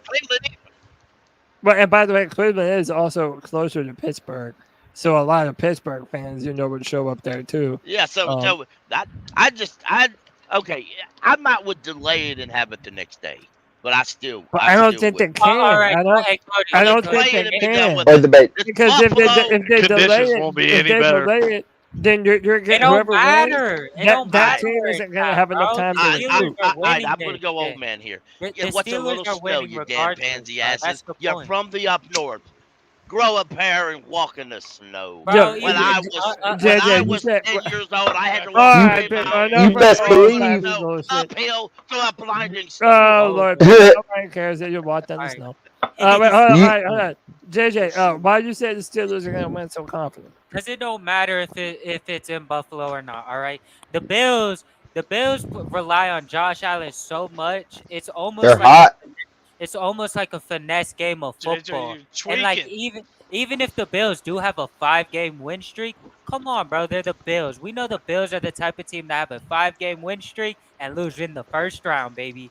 Stephon Diggs and Josh Allen have not been having a good connection, and they've barely been able to run the ball. Like even though The it's better, Lions, James since- Cook is e- playing even good. even though it's been better since they fired Ken Dorsey, I just trust the physicality of Pittsburgh. Pittsburgh has no stranger to cold weather environment, and they're no stranger to playing in Cleveland if they got to go to Cleveland. So just give me Mike Tomlin, give me the Steelers all together, Okay, bro. Yeah, the I Steelers hear are it. lucky. The Steelers are lucky to be there. They have Because the 10 wins. Steelers What this year. do you mean they're lucky? They Yeah, have 10 fucking wins. yeah. And you know why they got 10 wins? Because they ran out of quarterbacks before Mike Tomlin's dumb ass should have put Randolph in there Yo, to start with. Pickle, I don't know if Instead anyone. of Pickle, I don't starting know if Guinea anyone getting angry Pickens. makes me happy as much as you. But JJ dude, knows how to push that shit. Dude. yeah, JJ know how to get Pickle pissed the fuck off. Shut up. You're still a little weasel. I don't have no idea said why you you little think weasel? McVay's smarter than Shanahan. Shut the hell up, fool. He is, Bro, bro. Like you're arguing dumb with a dumb. goddamn 3-year-old. All right, there's only one more game. Cole, you said Buffalo, right? Yeah, Cole, Buffalo. you said Buffalo. Yeah. You see, dog, you back yet? See, dog done disappeared, man. Hell yeah. All right. Well, final game. Wait, Christian, you said Bills or Steelers? Well, I think TJ Watt's out, so Oh yeah, that's I'm leaning towards Buffalo. But here's the true story of this game. If the Steelers win, what happens to Sean McDermott? Is he out? Interview Yeah. him in Carolina.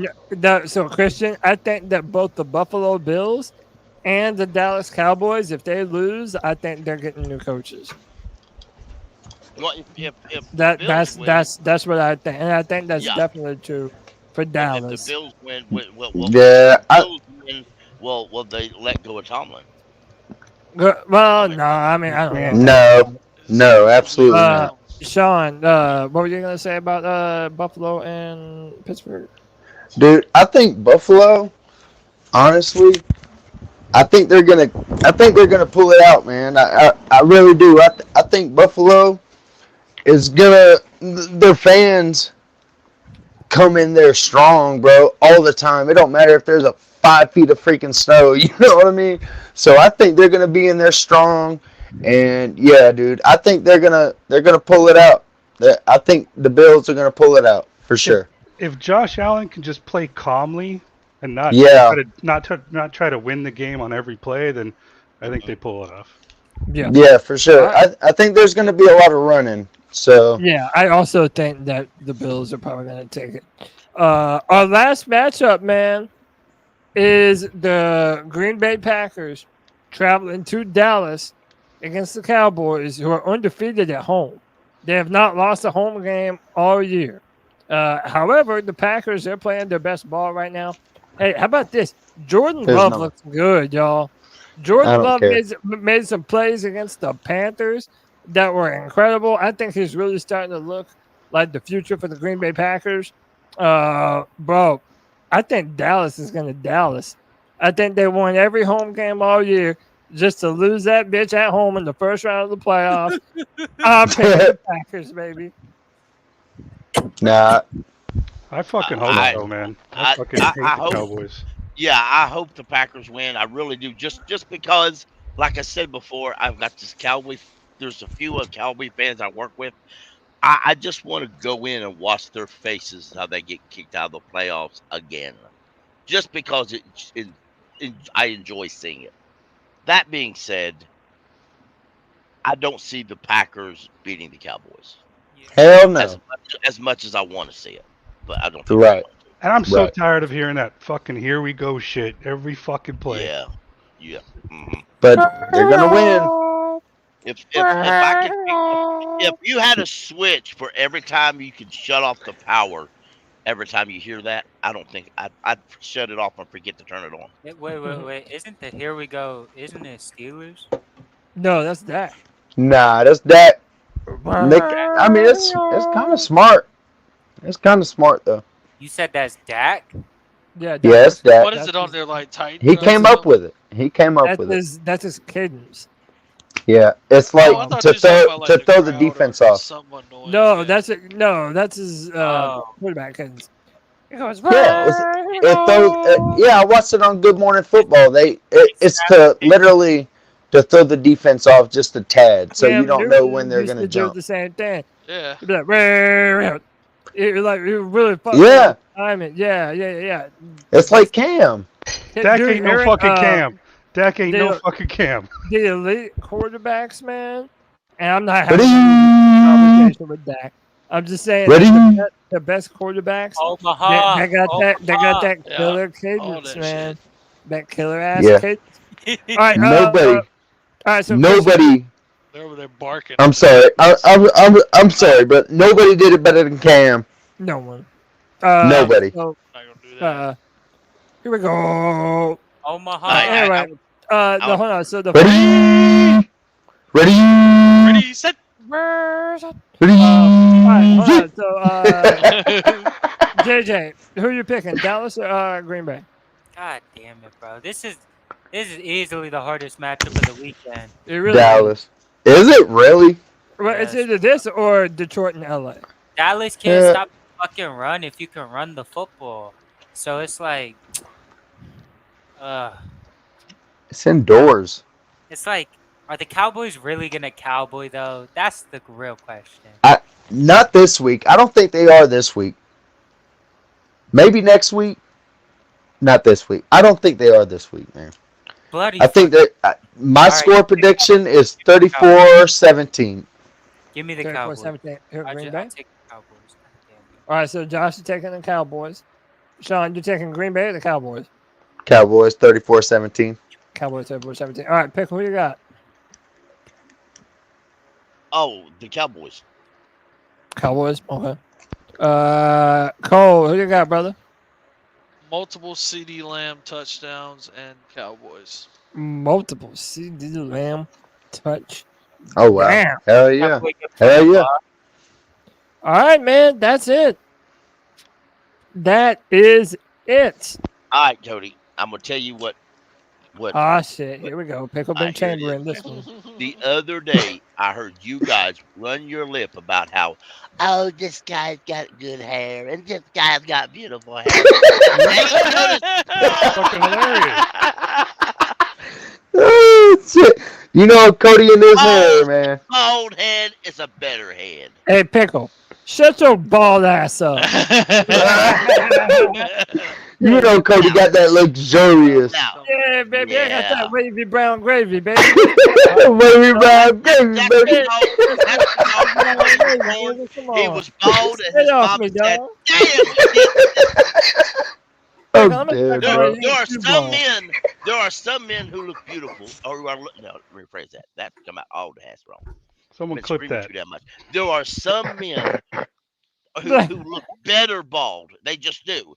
I was told that once by a preacher. Now there are some men you shave their hair off, and it's like, yeah, go get your wig or put your hair. Yeah, I'm one of them. Pickle. If I ever go that's just how bald, it is, if I ever go bald, I'm in trouble. Let me tell you, dog. I got. You ever seen that movie, The Coneheads? Yeah, that's me, bro. I got a cone head. I ain't even trying to lie to you, bro. But hey, no, the only reason you're so handsome, Pickle, is because I see my reflection in your forehead. That's why. Oh, that's what it is, man. That's what. Yeah, that's why. Well, I got something else I want to tell everybody because I said this on Twitter and I want to make it public. I'm gonna make a record. I'm gonna shock I think I'm gonna shock everybody. But when I said it on Twitter, I found out I'm not the only one who believes that.